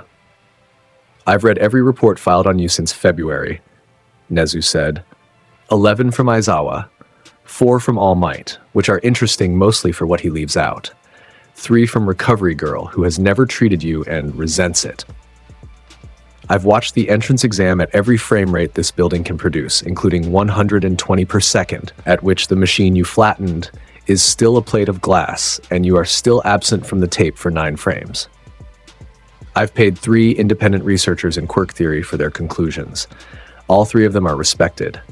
All 3 disagree with each other, and I found all 3 answers unsatisfying in the same way. They were built to be comfortable. That's what answers are for here, Izuku said. Nezu turned his cup once on its saucer. 3 questions. I've watched every adult in this building decline to ask them, some out of caution, most out of a desire to keep their afternoons pleasant. Do me the courtesy. Ask. Is what you have a quirk? It isn't, Izuku said. Nezu's whisker line moved. Where did it come from? Another world. Izuku said it the way another boy would say Shizuoka. There were people there who ate their own fear and made monsters out of it, and there were people who learned to use the same material on purpose. I was born into a family that had been doing it for 12 generations, and I was better at it than anyone my age. Then a woman put a blade under my shoulder blade, and I woke up here with green hair and a mother who cries at commercials. The tea steamed. Nezu did not touch it. You understand, the principal said, that I have no framework for that. I know. That's why nobody's found me out in 11 years. Your machines look for a mutation in cells. I'm operating something older than cells. Izuku's eyes went across the office, the shelves, the files, the bank of monitors set into the wall behind the desk. Your scanners are honest. They're just answering a question I'm not the answer to. 3rd question. Nezu folded his paws. What do you want? Izuku considered it for slightly longer than he'd considered either of the others, which the principal noticed and stored. Someone who can take a real hit and hand one back, he said. That's the whole list. I don't want your rankings, I don't want an agency, and I don't want a license badly enough to be polite about it. I stayed in this building because the building keeps putting strong people in front of me at no cost to my schedule. He shrugged one shoulder. You have the best supply in the country. That's all UA is to me. And when the supply runs out, then this world is a room I've already measured. Nezu smiled. He put every inch of his face into it, the corners of his mouth, the fur along his jaw, the fold of his ears, the whole apparatus of pleasure held wide and held long. Under it, his eyes did not change by 1 degree. They stayed exactly where they had been at the start of the conversation, which was on Izuku, and which was the look a man gives a variable he intends to keep solving for the rest of his life. Thank you, the principal said.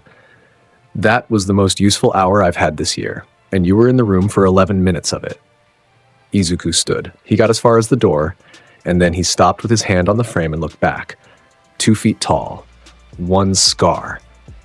A creature that had been put in a cage by human beings and had come out of it able to run a national institution and lie to a government about it. Izuku had spent 11 years in a world of costumes and merchandise and men whose entire ability was making their hair heavier, and had filed nearly all of it, and there was a part of him, old. Zenin, raised in a compound where reading a room was how you survived breakfast, that knew a functioning mind when it was pointed at him. You're not entirely an extra. Izuku said. He left. The door slid shut on its rail. Nezu put his cup down. He looked at the closed door for a while. Then he took a folder out of the locked drawer that only he had a key to, uncapped a pen, and wrote 3 sentences that no member of his staff would read until after all of it was over. He answered every question. He had reason to, and no fear of the consequences.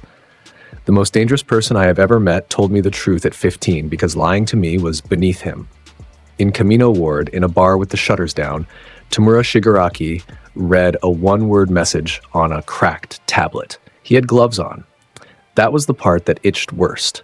The gloves, cheap cotton ones Kurogiri had bought in a package of 5 because his hands were the only part of him anyone had ever been afraid of, and now they were wrapped in something you'd use to handle a photo album.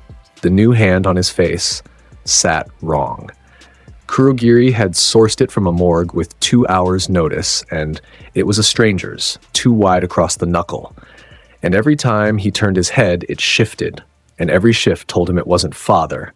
He read the message 3 times. Wait. He scratched his neck. 4 fingers, then 5, until the skin came up under the nail. The bar was empty.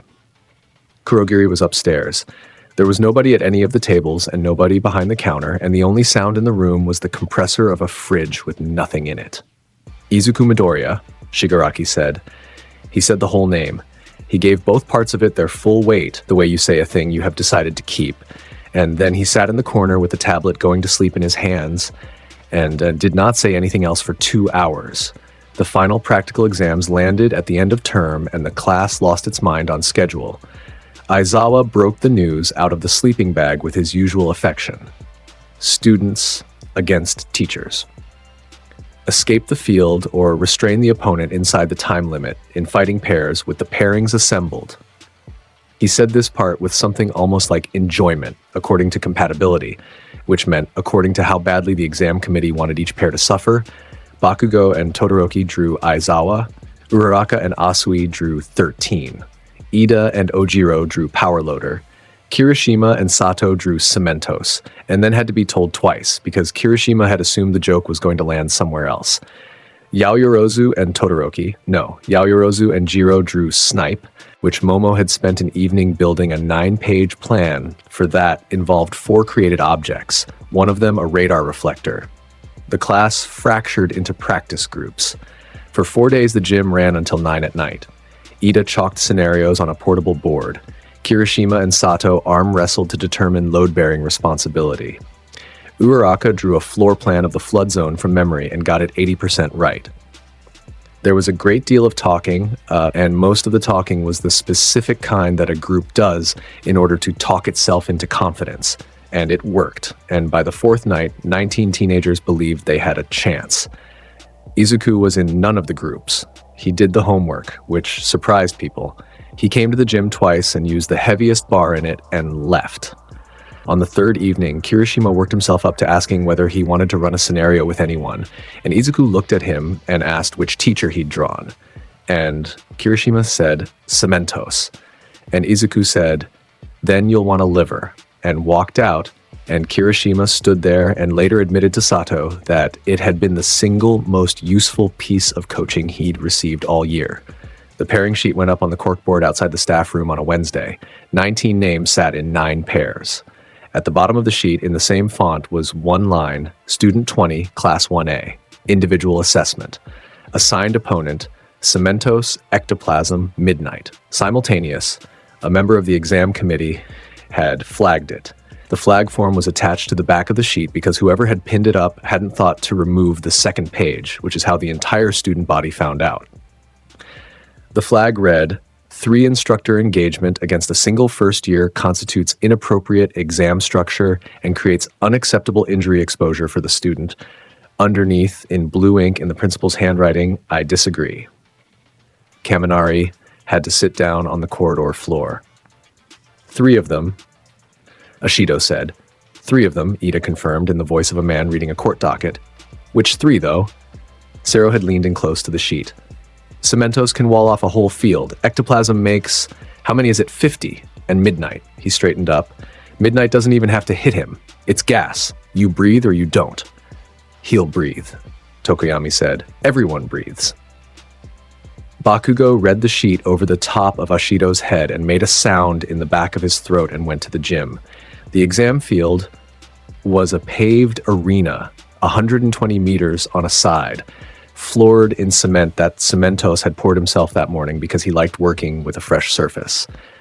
The exit gate was a steel door in the far wall with a green light above it. The rules were simple. Through the gate, or all 3 instructors restrained, inside 30 minutes. Izuku came out of the tunnel with his hands in his pockets and looked at the floor, then at the walls, then at the 3 professionals standing at 3 separate angles like the points of a triangle he was standing in the middle of. Young man, Cementos said. He was a decent man and he'd read the flag form and hadn't liked it. This will be an aggressive examination. If you require a stop at any point, say the word and everything ends. You'll want to be closer together, Izuku said. Ken Ishiyama's mouth opened and the buzzer went. Cementos put both hands on the ground and the arena grew. It came up in every direction at once. Walls 4 meters, 6, 8. The cement rising out of the floor in slabs and slotting into slabs, and the space stopped being a field and started being a maze while it was still building itself. This was the whole of his craft. Divide the target, isolate the target, remove the target's sightlines, produce choke points, and then own the choke points. It had worked on 300 students and 11 professional criminals. Ectoplasm hit the high points and spat, and the clones came off him in a spray. 12, then 30, then 50, dropping onto the rising walls, filling the maze, all of them with the same face and the same footwork and the same instruction, which was converge.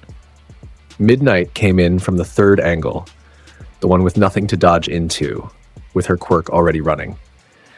The gas came off her forearms in a sheet and rolled along the new corridors, and there is nothing to block about Midnight. She does not have to reach you. She has to be in the same air as you for 4 seconds. Izuku exhaled through his nose, then he moved. He did not break a single wall. That was the part the review committee kept coming back to afterward, because they had all assumed the answer would be force, and there was no force in it anywhere. Cementos raised walls in sequence, and every wall in a sequence has a moment where it has begun and not finished, and every finished wall has an edge. And between the top of a rising slab and the ceiling of the world, there is a gap that exists for about 1/5 of a second. Izuku's field of view was his angle of view, and inside it, 1 second was 24 slices, all of them his. He took frame 4 through the gap above the first wall while the wall was still coming up, and his boot touched the top edge, and the edge crumbled under his weight a 1/4 second after he'd stopped needing it. Frame 7 put him past the second wall through a slot that hadn't closed. Frame 9 went between 2 slabs that met behind him with a boom that Cementos felt in his hands. And Cementos was already building where Izuku had been, because a man cannot lay concrete in a place he hasn't finished deciding to lay it. And by the time he decided the boy was 3 decisions ahead of him, 50 clones converged. They converged on positions Izuku had occupied 2 frames earlier. The first 8 arrived in a corridor with nobody in it, and the next 11 arrived in the same corridor from the other end, and the 2 groups met at speed in a space 6 feet wide and went down in a heap of identical elbows. One clone, coming off a wall top with a kick, hit another clone in the chest hard enough to burst it. Another dropped through a gap in the maze, aiming at a green blur, and landed on the shoulders of 2 of its own copies, and Ectoplasm, standing on the high point with 50 streams of sensory input running into one head, made a noise that his students had never heard from him. Ectoplasm said, and then stopped, because the sentence needed a tense that didn't exist. Midnight closed her angle. She was good. She had 30 years of this. She had built the corridor she wanted, gas pooling at the low end, the only 2 exits sealed by Cementos's walls, and she came down the length of it with her arms out and her quirk pouring off her, and the vapor was at 40% density and rising, and there was one boy in it and nowhere for him to go. He let her think she had it. He stood in the corridor for 6 frames and watched her come, and she saw him standing there and felt the thing every professional feels a half second before a fight ends in their favor. and then he charted 3 frames forward and stepped out of the concentration before it reached the density her ability requires. Not around her. Through the space beside her at a velocity that pulled the gas after him in a ribbon and thinned it out against the wall, his palm went flat on her shoulder. Nemuri Kayama locked. The panel formed around her mid-stride, and it took the gas with it. That was the detail the booth couldn't stop replaying. A 2-meter slab of crackling translucent light standing in the corridor with a professional hero sealed inside it in a full walk, one arm extended, her whip half coiled, and her own vapor hanging in the plane around her like smoke set in glass. Her face was caught at the exact moment of understanding. Her eyes were open, and she was awake in there. She would say so afterward, 3 times, to 3 different people, in a voice that got smaller each time. Izuku walked past her. He went down the corridor and up over a wall. Cementos had raised 11 seconds ago and dropped into the open strip in front of the gate. He put his hand on the panel of the steel door, and there was a sound like something heavy, remembering it was made of parts. And the gate swung open on its own hinges. He stepped through into the tunnel on the far side. He looked at his watch. 47 seconds. He turned around and looked back through the gateway at the sealed field. At 8-meter walls, at 40-odd clones sorting themselves out in a heap, at a slab of light standing in a corridor with a woman inside it. "Wake her up in a minute," he said, to nobody in the tunnel, and went to get water. The monitoring booth held 11 people and a bank of 40 screens. Present Mike had knocked his coffee into his own lap. He was aware of it. He had decided against doing anything about it and would sit in it for the next 20 minutes. Cementos was on the field, sitting on a section of his own wall with his hands on his knees, looking at the shape of his maze. He had built it correctly. That was the thing eating him. Every slab had gone where it should have gone. He had run the same structure against Endeavor's agency in a joint drill 4 years earlier, and it had held a pro hero for 9 minutes. On Channel 3, a proctor said into his radio, "Field 2 is complete. Field 2 is the assessment on Field 2 is complete." On Channels 1 and 2, 2 other exams stopped because both proctors had heard that and had asked him to say it again. "Complete how?" said the man on Channel 1. He walked out the gate. "Which gate?" "The gate." A pause with breathing in it. "He asked us to wake up midnight." In the observation room, Nezu watched the replay 4 times and then added 2 lines to his document. 3 professionals. No structural damage caused by him. He beat the exam by refusing to acknowledge that it was 1. Note, he told Cementos to stand closer together before the buzzer. He was giving advice. Bakugo's team failed. It was close, and it was ugly, and the way it went wrong was the way everyone who knew Katsuki Bakugo had privately assumed it would. Aizawa took them apart with cloth and patience. He erased Todoroki's ice 12 times in 4 minutes, and never once bothered to erase the explosions, because there was nothing about Bakugo's tactics that needed erasing. Bakugo was doing all of the work of losing himself. The exit gate was 90 meters north. Todoroki said the word retreat at the 6-minute mark and said it again at the 7, and both times Bakugo told him where to put it, and at the 9-minute mark, Aizawa's capture weapon closed around Bakugo's left arm, and Todoroki had to make a decision. He made it wrong. He went back for his partner instead of running for the door, which was the correct choice for a hero and the failing choice for the exam. And Aizawa took them both because a man on the ground with his arm bound and a man standing over him are 2 problems that have already merged later in the common room, with the rest of the class picking over their results in the loud way of people who have narrowly passed. Bakugo stood up in the middle of a sentence somebody else was saying and put his fist through the plasterboard beside the stairwell. He left the hole there. He left the room. He came back an hour later with his knuckles wrapped and sat in the corner with his boots on the table and dared anybody to comment. Izuku came downstairs at 9 to get a bottle of water. He crossed the common room and he stopped in front of the hole and he looked at it.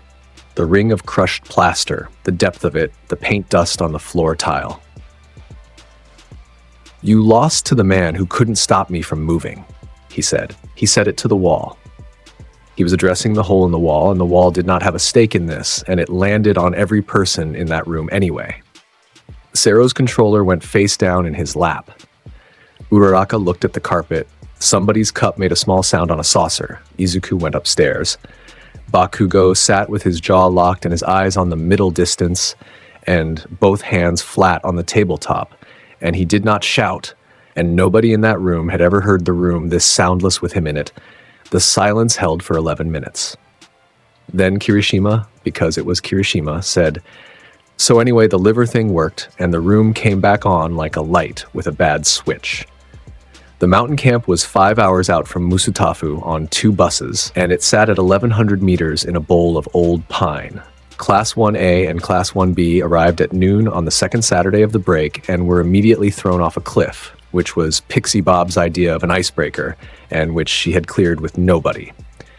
19 students went down through the beast's forest and came out the other side 4 hours later, filthy, bleeding in places, and short 1 minetta. Izuku walked down the ravine. He didn't fight through it. He came down the stream bed with his hands in his pockets while the earth beasts came up out of the tree line on either side of him. And Pixie Bob, watching from the ridge with her control gestures ready, sent 4 of them in at once, and then watched all 4 of them lose the 3rd dimension in the space of a second and a half and lie down in the water as flat plates that broke apart into flakes of burning light and were then just dirt. She stopped moving her hands. Mandalay's quirk let her speak into every head on the mountain at once, and she used it 40 minutes later, and what she said was, "All instructors. Meeting." Now, 4 professionals stood in the equipment shed with the door closed while 19 students bandaged each other outside. And Ragdoll, whose quirk was search, whose entire value on any operation was her ability to know where 100 people were and what they were capable of, sat on an overturned crate with her chin in her hands. "I can see everybody on this mountain," she said. "I can see their location, and I can see their weak point. That's what it does. It's never failed. Not once. Not in 11 years. She looked up. "I can see him standing by the water tank. That's all I get. Location and nothing under it. There's no weak point listed. There isn't a blank space where the weak point should be. Do you understand me? There's no field." Tiger folded his arms across his chest. "So he's outside what we have," he said. "He's outside what we have," Mandalay agreed. They filed the assessment that afternoon, 40 minutes into meeting him, which put the wild, wild pussycats 3 full days ahead of every other adult who had ever tried. The training itself ran 4 days, and the point was never the training. Bakugo threw explosions at a rock face until the rock face changed shape. Todoroki iced a lake and then melted it with his left hand, and then did it again, over and over, holding both sides open at once until his hands shook. Uraraka floated everything she could reach. Kirishima hardened for 11 minutes straight, which was a personal record, and then couldn't hold a spoon. Izuku spent the 4 days doing conditioning. He didn't touch the quirk development exercises because there was nothing to develop. The technique was as finished as it would ever be. So he moved weight. He ran the ridge trail with a log on his shoulders at a pace that Tiger, who was a professional athlete, attempted once and then declined to discuss. He put his fist into a standing pine 40 times a night without cursed energy until the bark came off it in a ring, because the body had to be able to hold what the soul wanted to do, and Toji Fushiguro had built his the same way. Class 1B watched him from a distance and formed a theory that he was a plant, an upper year in disguise, sent to demoralize them. Monoma Nato came up to him on the 3rd evening with his hands behind his back and asked, in a tone he had spent some time preparing, whether the great UA prodigy would care to shake hands, since Class 1B were also very eager to learn from him. Izuku looked at the offered hand, then at Monoma, then at the hand. "Your ability copies quirks," he said. Yes, well, it's not so simple as..." "Take it," Izuku said. "Nothing will happen. Then you'll spend a year telling people I'm a fraud, and I'll never find out about it, and both of us will be happier." He walked past the hand and up to the bunkhouse. Monoma stood in the dirt with his arm out. He tried the copy the next morning on a dare from Kendo from 4 meters away with a fingertip on Izuku's sleeve, and got nothing at all, and did in fact spend most of the following year telling people Izuku Midoriya was a fraud. They came on the 4th night. The League researched the camp. They had names and they had layouts, and they had a 2-week window built out of a leaked HPSC schedule, and they had one objective at the center of the plan, which was Katsuki Bakugo. All for One had looked at 11 months of footage of a boy detonating his own hands at a river until the skin cracked, and had said something to Shigaraki about what kind of fire that becomes if you apply the right pressure at the right age. And Shigaraki had written the name on the whiteboard in the bar and underlined it. They came in under full night with the moon behind cloud. Mustard went in first and dropped gas across 3 sectors. It was a good gas. Heavier than air, poison at 4 parts per million, and it came down the slope and into the sleeping cabins and the tree line and the students in the forest exercise. And inside 90 seconds, Class 1B had 4 people on the ground and Class 1A had 2. Moonfish came up through the canopy on blade extensions, teeth stretching out into the branches on white ribbons of enamel, 20 meters of reach in every direction, a mouth that had eaten 4 orderlies in a maximum security ward. Muscular came overland. He didn't bother with the trees. He came through them. Magni and Compress worked the perimeter with a list. They knew about the pussycats. They knew about Aizawa, who was 3 kilometers down the mountain at the roadhead with Vlad King and a radio. They knew, in the abstract, that Class 1A had a boy in it who had made the news twice. They had no idea what Izuku Midoriya was. He came out of the bunkhouse door into the gas with his shirt unbuttoned and his hands empty. Mustard, prone on the ridge with his mask on and his rifle across a rock, watched a target walk into a concentration that had already dropped 6 people and continue walking. He put a bullet through the space where the target's head had been, and the crack of it went out across the valley, and a tree behind that space lost a fist-sized piece of trunk. Cursed energy sat on Izuku, the way skin sat on him, an ambient layer, always there, the residue of a body that generated it constantly and had nothing else to spend it on. The gas met that layer first. It achieved nothing. It sat against him like a smell. Izuku breathed it and found it unpleasant and started up the ridge. Moonfish's blades came out of the canopy on 2 sides at once, left and right, a scissor, the technique that had opened a hospital wing. Both sides connected with slabs of crackling light in the black under the trees, and the light lit the whole grove for 1/5 of a second. White, hard, wrong, throwing the shadow of every pine sideways. And then Izuku broke the left panel with his forearm. 20 meters of hardened enamel had been traveling at speed and had been told to stop, and then had been given all of it back at once from a direction it had never been engineered to receive. The blade tore free at the root. Moonfish came out of the tree he was standing in, upward, through 4 branches and the crown of the pine, and he cleared the canopy at a velocity that took him a full second to lose. And he came down 40 meters away in the fork of another tree, with both arms broken and his jaw hanging open and a mouthful of ruined teeth. And his participation in the fight had ended before he understood that it had begun. Izuku shook out his forearm and kept going up the slope. Muscular came into the clearing at the top. He came in through 2 trees and took the second one down with him, and he was already at full amplification, every muscle fiber in his body running at synthetic maximum. The flesh of his arms and shoulders bulged and layered and ropey, coming out through the skin in braided cords that stood up in the moonlight. He had killed a water hose. He had killed 2 more heroes after that and taken the 3rd one's spine out through the front. He was, by the honest count of the National Police Agency, the most physically dangerous free man in the country. He saw a boy standing in a clearing with his hands in his pockets, and he laughed. And the laugh had genuine pleasure in it. And he threw a right hand. It connected. Write it plainly. It connected. Izuku charted 24 frames, and this man's fist arrived inside the 6th of them at a speed that put Izuku's own accounting under load, and Izuku made a decision in frame 5 that he had made perhaps 4 times in 2 lifetimes, which was to let a thing hit him and find out what it was made of. The impact went into his crossed forearms and through them and into his chest. Izuku took 1 step back, his collar displaced. The air came off the strike in a fan and went out behind him through the clearing and moved every branch in a 9-meter radius and stripped needles off the pines and threw them out into the black, something in his left forearm hairlined.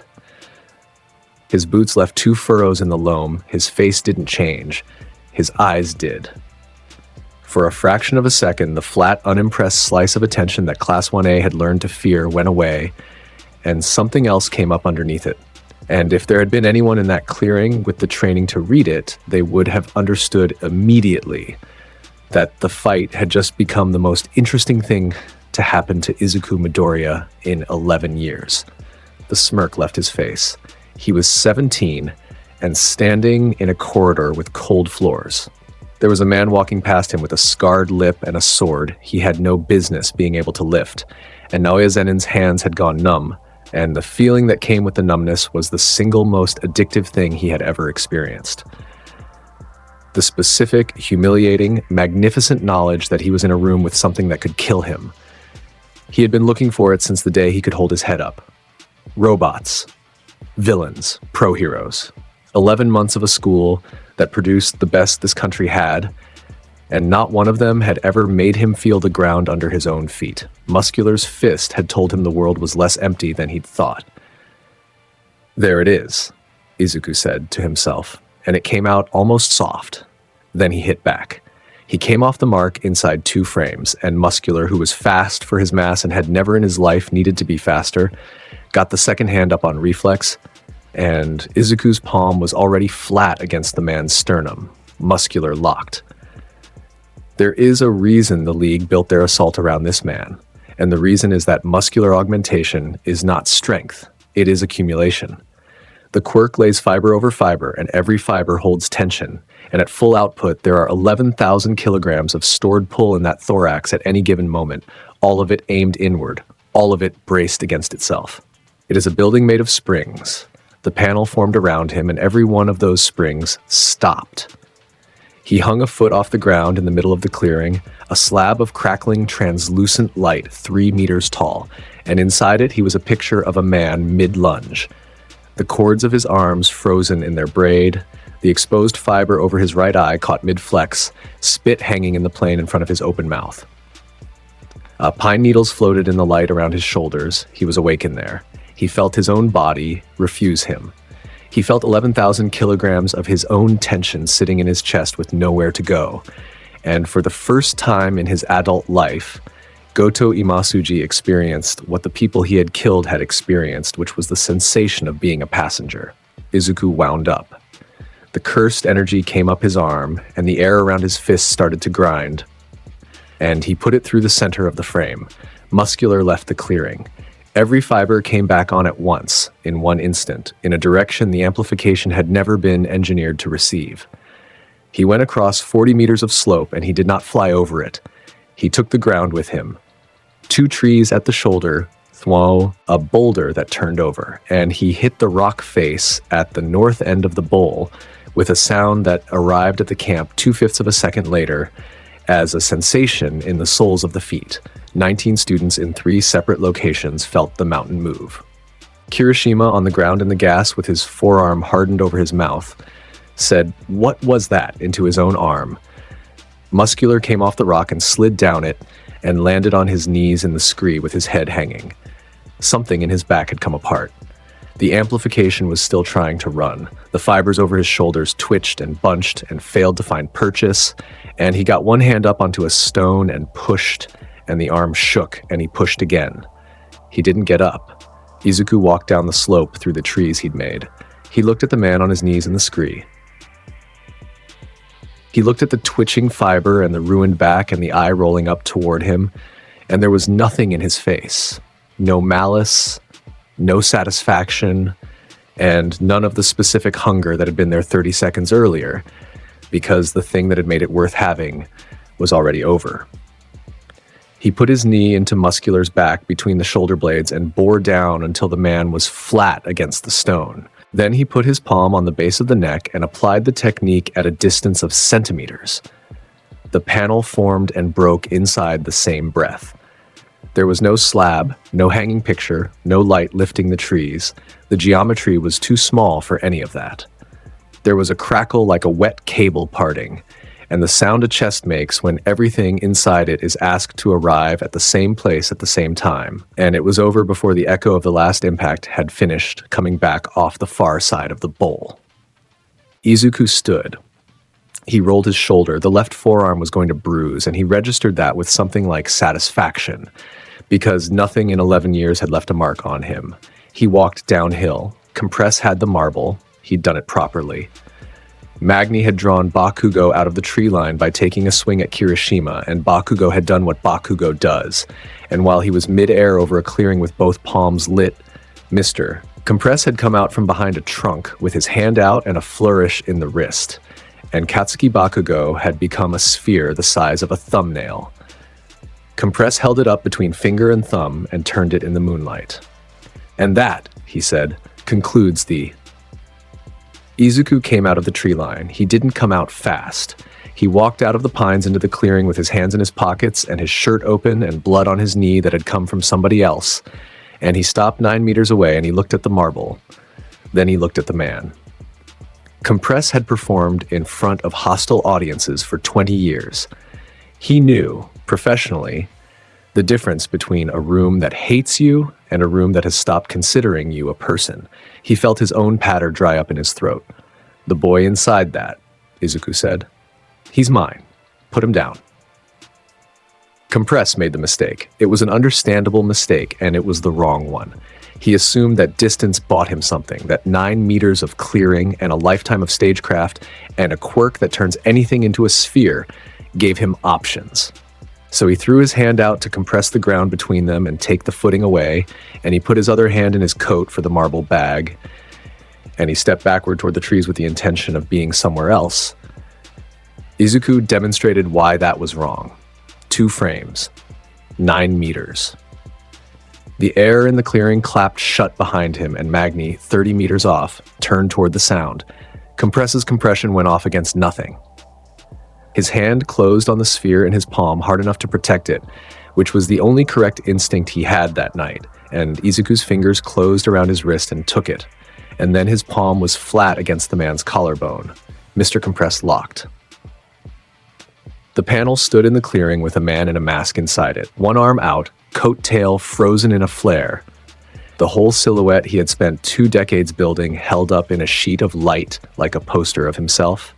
Izuku held the marble in his left hand. He looked at it, and then he looked at the panel, and there was a decision in the space of about 4 frames. He broke the panel with his elbow at close range and did not step back from it. What a hardened plane of cursed energy does to a human ribcage when it fails inward at that distance is a completion of the sentence. Atsuhiro Sako was 52 years old, in ordinary physical condition for a man who had spent his career making sure fights ended before they started, and there was nothing in his body designed to be given back its own stop momentum from 6 centimeters away. He came apart from the sternum out. He went down in the pine needles in the shape of a man who had been standing up and did not move afterward. Izuku turned the marble over in his palm. There was a seam on it, faint, like the joint of a mold. He pressed his thumb against it, and the marble came apart, and Katsuki Bakugo arrived in the clearing on his hands and knees in a rush of displaced air, retching, both palms lit, swearing at a volume that carried down the mountain. Izuku was already walking. Magni fired the last thing she had, which was a bus stop bench she'd pulled off the road with her polarity, and it came across the clearing end over end, and Izuku put a hand on it in passing, and it went flat and hung in the air behind him as a plate of iron with a shape in it, and then it burst and rained bolts. Magni ran. She got 200 meters, which was more than anyone else managed, and she was still running when the Pussycat's backup found her sitting against a tree an hour later, having decided on her own that being arrested was the best available outcome of her evening. The camp came out of the gas at 2:30 in the morning. Mandalay dropped mustard with a rock to the head at the mask seam, and the gas thinned, and 19 students staggered out of 3 buildings into a clearing lit by 1 working floodlight and found the assault over. Kirishima counted bodies. He didn't intend to. He walked up the slope with his arms still hardened and his eyes streaming, and he came across the first one in the tree line. And he stopped. and he looked at it for a while, and then he kept walking. And there was another one at the top of the ridge in a fork of a tree, still breathing, both arms wrong. Then there was a section of forest that had stopped being a section of forest, 40 meters of plowed slope with 2 trees lying in it, both ending at a rock face with a shape in the scree at the bottom. He crouched down about 8 meters from that one. He didn't go closer. "Hey," he called, and his voice came out thin. "Hey, somebody get an adult." Tiger got there first. He'd been a professional for 14 years. He looked at the scree and then at the rock face, and he put his hand out flat against the stone and found the impact fracture running up through it. And he said something in a language he'd learned in Thailand and then translated it for nobody. Pixie Bob found compress in the clearing and had to go sit down. The Pussycats filed their report at 4 in the morning. Mandalay wrote it. She restarted 3 times. Once at the paragraph describing the moonfish recovery position, once at the paragraph describing the north slope, and once at the top because she had begun with at approximately 23:40, an organized assault was carried out on the training facility and had realized on rereading that the entire document was going to have to be about something else. The version that went to UA and the HPSC at 4:52 contained the sentence, 2 members of the assault force survived. Neither can walk. Bakugo stood in the clearing alone. The others had gone down to the camp. Somebody had put a blanket around Yaoyorozu's shoulders, and somebody else was crying in the wash house with the door open. And up here there was one floodlight throwing everything sideways, and pine needles all over the ground, and a shape under a tarp about 6 meters from where he was standing. He looked at the spot where Compress had stood. He'd been inside the marble for 11 seconds. He remembered all of it. That was the thing. He'd remembered the sludge villain too. Every second of it. 10 minutes of drowning in somebody else's guts while 6 professionals discussed jurisdiction. This time had been shorter and worse. This time he'd been folded up into a sphere the size of a candy and had been able to think. And the only thought he'd been able to complete was that this was the second time that somebody was going to have to come and get him again, that he was going to open his eyes on a road with a green-haired boy walking away from him. And then the ground had been under his hands, and he'd been screaming at the trees. He wasn't taken. That was the part he was turning over. He was never taken. He had been at that camp for the whole thing, and he had put down 11 of the small ones in the tree line with Kirishima, and he had hit Magni so hard she'd left her weapon in the dirt, and by any honest measure, he'd had a good night. And he'd watched. From the middle of it, somebody operating at a level where everything Katsuki Bakugo had done tonight was a comment in the margin. Not stronger. He'd known stronger. All Might was stronger. All Might was a mountain with a face. This was different. This was somebody moving through the same night he was moving through and arriving at every single place first. He looked across the clearing. Izuku was standing at the head of the downhill path with his hands in his pockets and his shirt hanging open and his left forearm going purple from the wrist to the elbow. And he was looking back. Neither of them said anything. 12 years of it. A playground and a slab of glass and a hospital bed with an ice pack. 10 years of hallways and sparking palms and steering himself somewhere else. A ring of concrete in front of 80,000 people and an open palm at the edge of a panel instead of a fist at the center. And now a clearing at 3 in the morning with a body under a tarp and 2 boys looking at each other across it. And the silence between them finally had enough mass to stand up on its own without either of them holding it. Izuku turned and went down the path. Bakugo stayed where he was until the floodlight went out. He wasn't trying to beat him. He noticed that, and it frightened him more than the marble had. He was trying to find out what the green-haired bastard was measuring against, because there was obviously something. Nobody looks at a sports festival and the hero killer and a mountain full of villains with that face unless they're holding a ruler somebody else can't see. He wanted the ruler. He never said that to a single person for the rest of his life. The call went to UA at 03:14, and Aizawa answered it in a car at the roadhead with the engine running. He listened for 90 seconds. Then he said, "How many?" and listened. And then he said, and Midoriya, and listened again, and put the phone in his lap and looked through the windscreen at the tree line for a while with his hands on the wheel. Vlad King in the passenger seat said, "Well, every student is alive," Aizawa said. "Every student is uninjured except for gas exposure. The Vanguard Action Squad committed five members." He put the car in gear. 3 of them are dead. Vlad King turned his head. 3, he said. 3. Aizawa pulled out onto the mountain road. Muscular, Compress, and Moonfish is alive. Muscular and Compress are dead, and one of them was killed twice, if you read the report the way it's written, which I intend to do about 9 more times before morning. Who? Guess, Aizawa said. The HPSC received the camp report at 5:30 and held its first emergency session at 7. There were 14 people in that room, and the discussion ran 3 hours, and it split more or less down the middle. Half of it was about a student causing fatalities on a school trip and the liability structure of that, and the other half was about the fact that the fatalities in question were 3 names off the national watch list, and that the alternative outcome, the one where the league succeeded, where a first year was abducted, where a mountain full of children had gone through the night without Izuku Midoriya in it, did not bear reading aloud. A woman from the legal division said at the 2-hour mark that they could pursue this and would lose, and that the losing would take place on television. They opened a file instead. It went into a stack. All for One was told about it at 8 in the morning by a man who had rehearsed how to say it. 5 committed, the aide said. All 5 operational. 0 successful targets. 2 survivors, and neither of them can walk. The room had been built to serve one body, and it hummed with the machinery of that service. Nothing in it changed. The old man sat in the chair with the tubes running into his face and the visor where his eyes should have been, and he processed the information for a long time, long enough that the aide began to consider the door. He had spent 100 years building an understanding of this world. He had watched abilities appear and had taken the best of them, and had assembled inside one body the largest single collection of power in human history. He had outlived 4 eras of heroics.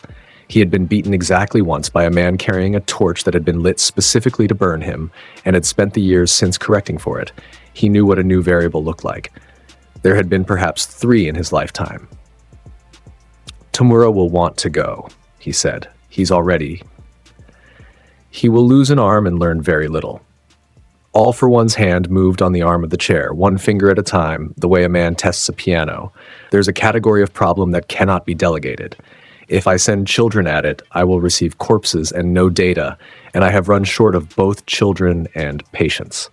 The aide waited. "I'll handle it myself," All for One said. The message hit UA's secure server at 11:47 p.m. on a Friday. It came in on the channel reserved for HPSC to institution traffic, which was a fact that would occupy a working group for 8 months afterward. And it was addressed to the principal's office, and it was 4 lines long with no header and no signature. To the boy with the old technique, "I have been waiting for someone worth stealing from. Come to Camino, or I will come to you. The address is attached. Bring whoever you like. It changes nothing." Nezu read it at 11:49. He had the trace running by 11:51, and the trace failed by 11:53. He called Aizawa at 11:54, and Aizawa called Izuku's dorm room at 11:55, and Izuku was already dressed, because the fire door on the 3rd floor had an alarm on it that had told him something was happening in the building at midnight. He read it off Nezu's terminal at 3 minutes past 12, standing up, with one hand on the desk. He read it once, then he read it again, then he closed the laptop. "This is interesting," he said. "It's a trap," Nezu said. "It's an obvious trap, which is what concerns me, because the man who wrote it is not obvious, which means it's a trap he doesn't mind you seeing. Every pro-hero in the Kanto region is being mobilized as of 4 minutes ago. Best Genist is assembling at Camino Station. Endeavor is airborne. Edge is shot, Kamui Woods, Gang Orca, the entire Musatafu division, and All Might, who I have instructed to stay behind and who is currently putting on his costume. The convoy is 40 minutes out from the site." Izuku picked his jacket up off the back of the chair. "Wait for them," Nezu said. 40 minutes. You will not gain anything in 40 minutes that you cannot gain with 200 professionals in the street outside. No, Izuku said. He was through the door before Nezu had finished standing up. Kamino Ward at midnight was a working-class grid 200 years old under a skin of post-war concrete, and the heat of the day was still coming up out of it.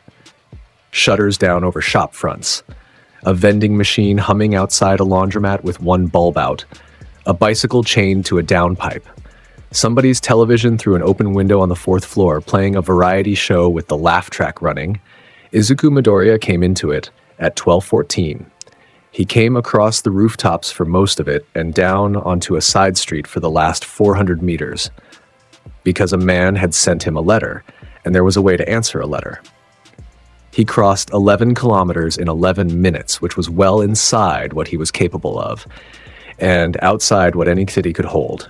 And he arrived with his hands in his pockets and his breathing unchanged. The convoy was 40 minutes out. He had chosen a while ago to stop factoring that in.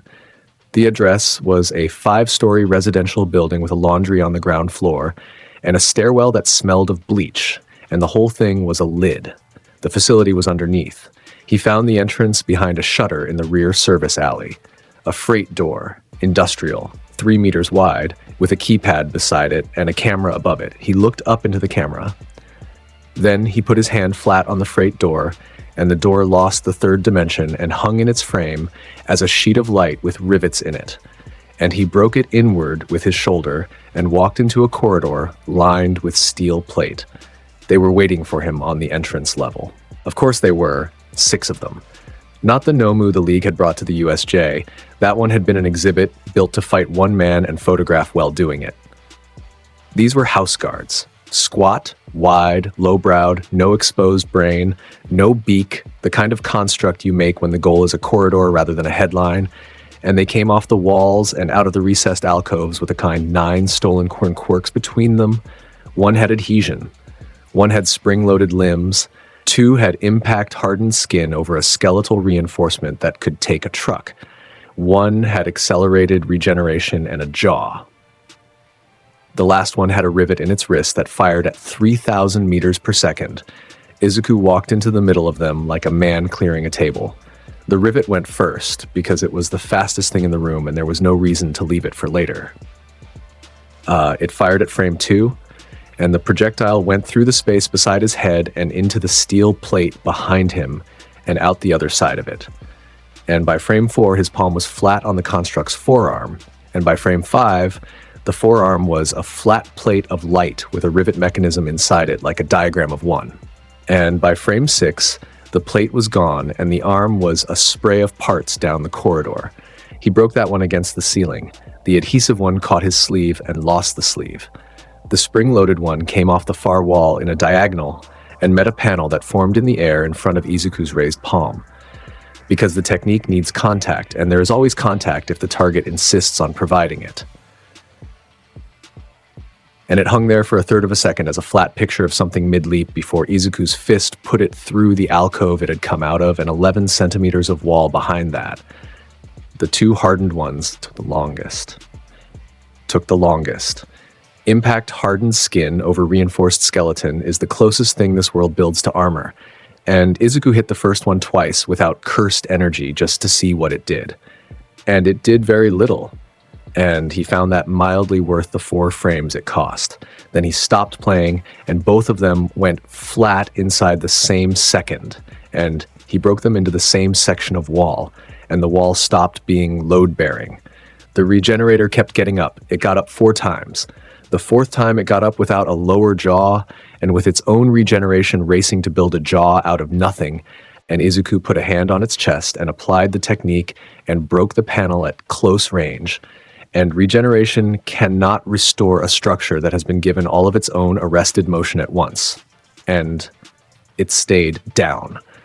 By the time he reached the head of the lower corridor, the way behind him had stopped resembling a hallway. There were 3 new openings in the walls. The ceiling had come down in 2 places. There was a hydraulic line spraying fluid in an arc across a floor that had developed a shallow crater every 4 meters in a line, which was a footprint pattern. and which every member of the entry team who came through there 90 minutes later read correctly on the first pass. Izuku went down the corridor. There was a blast door at the end, open. Then there was the room. It was enormous. 30 meters across, 10 high, poured concrete with steel ribs, and every wall of it was medical infrastructure. Racks of it. Pumps, exchangers, filtration columns, monitor banks glowing green and amber, 60 or 70 tubes running out of the walls and down through the air and converging toward the center like the spokes of something. Standing in the center was All for One. Standing. That was the first datum. Not seated, not attached, not laid out in a bed with a nurse at his elbow. He was on his feet in the middle of the room in a black three-piece suit with the tubes hanging loose around him, disconnected, coiled on the floor where he had pulled them, and the readouts on the wall were still reporting on a body that had walked away from them. He was nothing like the news. The news had outlines and estimates and a silhouette from a 15-year-old photograph. The truth was older and much less loud. His face was behind a visor. The rest of him was what happens to a person who has spent a century receiving and integrating other people's abilities. Dense through the chest and shoulders in a way that read wrong before the eye could locate the wrongness. The proportions of a man built by committee over 4 generations, his hands too heavy for his wrists, and the energy in that room filled it. It wasn't cursed energy. Izuku knew what cursed energy in volume felt like. He had stood in a room with special grades. This was something else, and the something else was the reason he stopped at the edge of the concrete and stood there for 11 full seconds without speaking, which was longer than he had ever given any person in this world. It was a library. That was the closest thing to it. It was not one power radiating. It was 100 lives compressed into one frame and held there under pressure, layered, stacked, cross-braced, each one leaning on the ones underneath it. You feel a furnace before you see it. This was that, except the furnace had been running since before his grandfather was born. All for One turned his head toward the door. I expected something more frightening, he said. You look like a schoolboy. You've collected power your whole life, Izuku said. You're still just a man with a collection. The visor tilted. There are 11 months of you, All for One said. I have all of it. Every frame of the sports festival at every rate the broadcasters recorded. The USJ, Hosu, including 2 feeds the police have never seen. The examination footage from your school, which cost me a bribe and a firing. A structural report on a wall. An audio isolation of the sound the air makes when you do what you do. Run against a library of every quirk-generated acoustic signature cataloged in this country since 1961. He spread his heavy hands. It matches nothing. Not one entry. I have encountered every system this world has produced for measuring power, and whatever you are carrying does not register in any of them. Do you understand what that is worth to me? I'm not here to be studied, Izuku said. I'm here because you addressed the letter to me. Then let's correspond. All for One attacked. He opened with air, not a punch, a column. He put one hand forward, and the ambient atmosphere of a 30-meter room compressed into a cylinder 2 meters wide and went down the length of it at 800 kilometers an hour. And the tubes hanging from the ceiling flattened out sideways in its wake, and the monitor bank behind Izuku's shoulder came off its mounting and went into the far wall. Izuku was at the wall by then. Frames 1 through 4 had taken him up it. The second attack was already in flight when he left the floor, because that was how the man worked. The second attack existed to catch what the first one dislodged. Spring-like limbs put All for One 9 meters into the air on one extension, and a rivet out of his other wrist at a target that was on a wall, and the rivet went into the concrete and out through it and into a plant room on the far side. And Izuku had gone up over the rivet's line and along the ceiling rib. He came down at frame 11 with the whole accumulated stack of the previous 10 under his heel.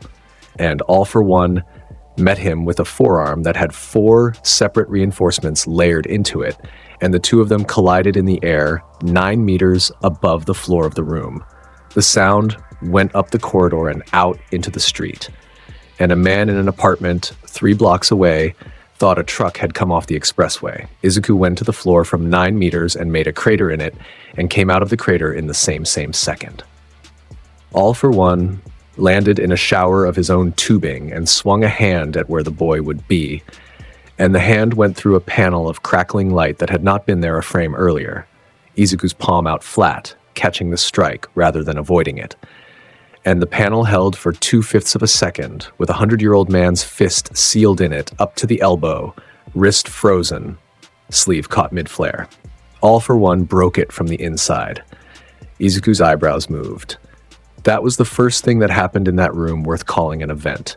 He had put things in panels for 11 years, and the panels had been the end of the conversation, and this one came apart from the inside, because a man with force amplification, kinetic booster, and a stolen quirk called ejection had put all 3 of them into the same cubic centimeter at once and paid whatever it cost. Izuku's eyebrows moved, and All for One saw it and said, "Ah, do it again," Izuku said. "You'll allow me? I want to see the ceiling on it." All for One did it again. The next 90 seconds were the largest thing that had happened inside a building in Japan since the war. He stacked. That was the whole of his craft, and it was better than anything Izuku had encountered in either life. It was not a man throwing abilities, it was a man building architectures, one attack containing the answer to the last one, each combination carrying a lesson learned off somebody who was now dead. Air cannon to force the ground. Search to read where the ground was being refused. Spring extension to close the gap that Search had found. Impact recoil layered under the closing so that the arrival would survive being met. Rivet fire to occupy the exit route. A stolen quirk that put a 15-centimeter sphere of compressed space in the air like a hole in the world, waiting, so that any evasion along that vector would put a shoulder into it and lose the shoulder. The room came apart around all of it. The filtration columns burst one after another and sprayed clear fluid across a floor that was breaking into plates. A support rib came out of the ceiling and hung. The monitor banks went out in sequence, left to right, like a street losing power. And every combination he threw had to hold 24 frames to reach the boy. And nothing in 100 years of taking had been built for it. That was the fact underneath the whole fight, and All for One understood it before the first minute was out, because he was the most intelligent thing in the room, and he had never once in his life lied to himself about a fight. His abilities were cellular. All of them. Every one of them was a mutation, expressing through tissue. A gene doing a trick, a protein folding away it shouldn't, an inherited factor manifesting in flesh and obeying the flesh's timing. The best of them ran at 1/10 of a second. The finest, the most refined, the one he had taken off a man in 1974 and spent 5 decades perfecting, ran at 8/100ths. 24 frames is a 42nd of a second per frame. The air cannon's leading edge crossed a threshold and Izuku's palm was on it and the column went flat. A plate of light with a spiral of compressed atmosphere sealed inside it like weather in a paperweight, and Izuku walked through the place where the wind had been going to be. The compressed space sphere hung waiting for a shoulder and got a palm and locked with the hole inside it, and Izuku's fist put the plate through the wall, and the wall took the geometry with it. The rivet, at 3,000 meters per second, was the fastest thing All for One owned. Izuku let it come. He let it get to 9 centimeters, and then he was 4 centimeters left of where he had been, and the rivet went past his ear and into the concrete, and the wind of it opened a line on his cheekbone that bled. He wiped it with the back of his wrist and looked at the blood. Then he laughed short, once, genuinely. "Better," he said. "You're bleeding," All for One said. "That's the first blood on record." "I know." "Then perhaps you'd care to hear an offer." "I'd rather see the rest of the collection." He saw the rest of the collection. All for One went past the point where a man is fighting and into the place where he is simply spending, and for 11 seconds the room stopped being a room. He put 6 quirks into a single motion and threw it, and the motion took the north wall off its ribs, and the debris of the north wall became the attack. 11 tons of concrete and rebar, accelerated into a corridor of air that had been compressed to hold it in a cone, all of it arriving at once from a spread of angles that Search had chosen because Search could see where the boy's evasions had been trending for the last 4 seconds. It was the best attack of All for One's life. He would say so later in a cell to a man taking notes. Izuku charted it in frames 3 through 6 and hit it in frame 7. He went into the middle of the debris cone and put his hand on the largest mass in it, and the panel that formed took 11 tons of moving concrete flat and held it, a slab of light the width of the room with a wall inside it, rebar frozen in mid-bend, dust caught in the plane in a smear, and then he broke it back down its own axis, and every ton of it went home the way it had come. And All for One took his own north wall in the chest. He went into the south end of the room and through the racking and lay in the rubble of his own life support with a filtration column across his legs. He got up. He got up because 100 years of taking includes taking the things that let a man get up. And he had 4 separate durability factors and 2 regenerative ones, and a stolen ability, whose only function was to keep the heart beating past the point where the heart has an opinion. He stood in the rubble with his suit open and his chest wrong, and the visor cracked across one side, and he looked at the boy standing in the middle of a destroyed room with blood drying on his cheekbone and both hands out of his pockets. Extraordinary, All for One said. Truly. Do you know that in 124 years I have met 4 people I could not immediately price? You're going to try and take it, Izuku said. I am going to take it. I've never failed. Not once. I have taken from soldiers and from surgeons and from a man who could see 9 seconds forward, and I took it out of him while he was watching me do it. Whatever is inside you, whatever old thing you brought here, 1 room 4. He came forward across the broken floor, and his hand came up, and the palm of it opened, and the air in front of it did something no camera in the world would have been able to render. I have room for it. I have room for it. He reached. The stealing technique in All for One's right hand is the oldest working power in the world, and it has never encountered resistance. Not a barrier, not a rejection. He puts his hand on a person, and the technique finds the factor, the marker in the cells, the inherited node, the specific structure where the ability lives, and it grips and it pulls, and the person on the other end becomes somebody who used to have something. His hand closed on Izuku Midoriya's shoulder. The technique went into him and found no cellular structure to read. There was no genetic marker to identify. There was no quirk factor sitting in a cell waiting to be located, because there was no cell involved anywhere in the operation. The thing that had been flattening reality in this room for 2 minutes did not live in the body. It lived in whatever the body had been issued to, and it had been issued once to somebody else in a place that had never heard of Japan. His technique closed on nothing. Not a block, not a wall, not a thing pushing back, which he would have understood and could have worked with, and had in fact worked with twice before. Nothing at all. It was a hand reaching into a room and finding that there had never been a room, and that the door had been painted on. All for One went absolutely still. The visor was 10 centimeters from Izuku's face. Under it, behind the crack, something had stopped. For 124 years, the world had been a set of things he could hold. He had built an entire understanding of reality on that, on the premise that power is an object, that it sits in a body, that it can be moved from one body to another, and that therefore the question of who is strongest is only ever a question of who has collected the most. Every act of his life had come out of that premise. Every Nomu, every era. The boy he was raising in a bar in this ward, the war he had spent a century preparing, his hand was on a person's shoulder and the person's power had no address. Izuku looked at him with something close to mild amusement, with the specific expression of a man who has been handed a receipt in the wrong currency. "You can't steal a soul," he said. Then he ended the distance. There is a way that Izuku Midoriya moves when he has stopped being curious. 19 students had learned to read it, and 80,000 people in a stadium had seen it once, and a man in an alley in Hosu had experienced it from the receiving side. All for One got one hand up. He got the hand up, and he put 4 amplifications into it, and it was, by any measure available to this world, the fastest and heaviest single action of his career. Izuku's palm was already flat against his sternum. "You had 100 years?" Izuku said, "All for one, locked." The room changed when it happened. The air pressure in that chamber dropped by a measurable amount. The entry team's oxygen readers would flag it 80 minutes later, and nobody would ever explain it. The panel formed around a body containing 100 stolen lives, and it came up bigger than any panel Izuku Midoriya had ever made, 3 meters across and 4 high, and the light off it was harder than the light off any of the others. It cut the underground into edges. Every remaining tube along the walls pulled taut and sang like rigging.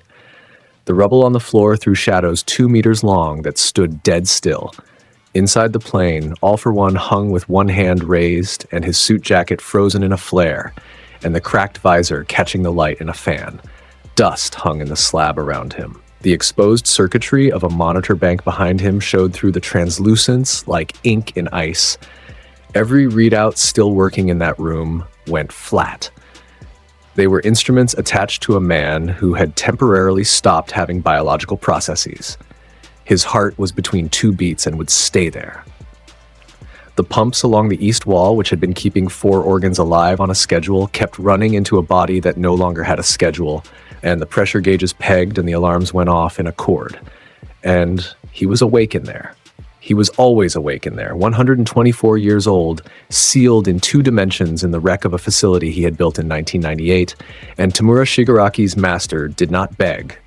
There was no equipment in him for it. It had been discarded a century ago as dead weight. He did the only thing he had ever done. He calculated.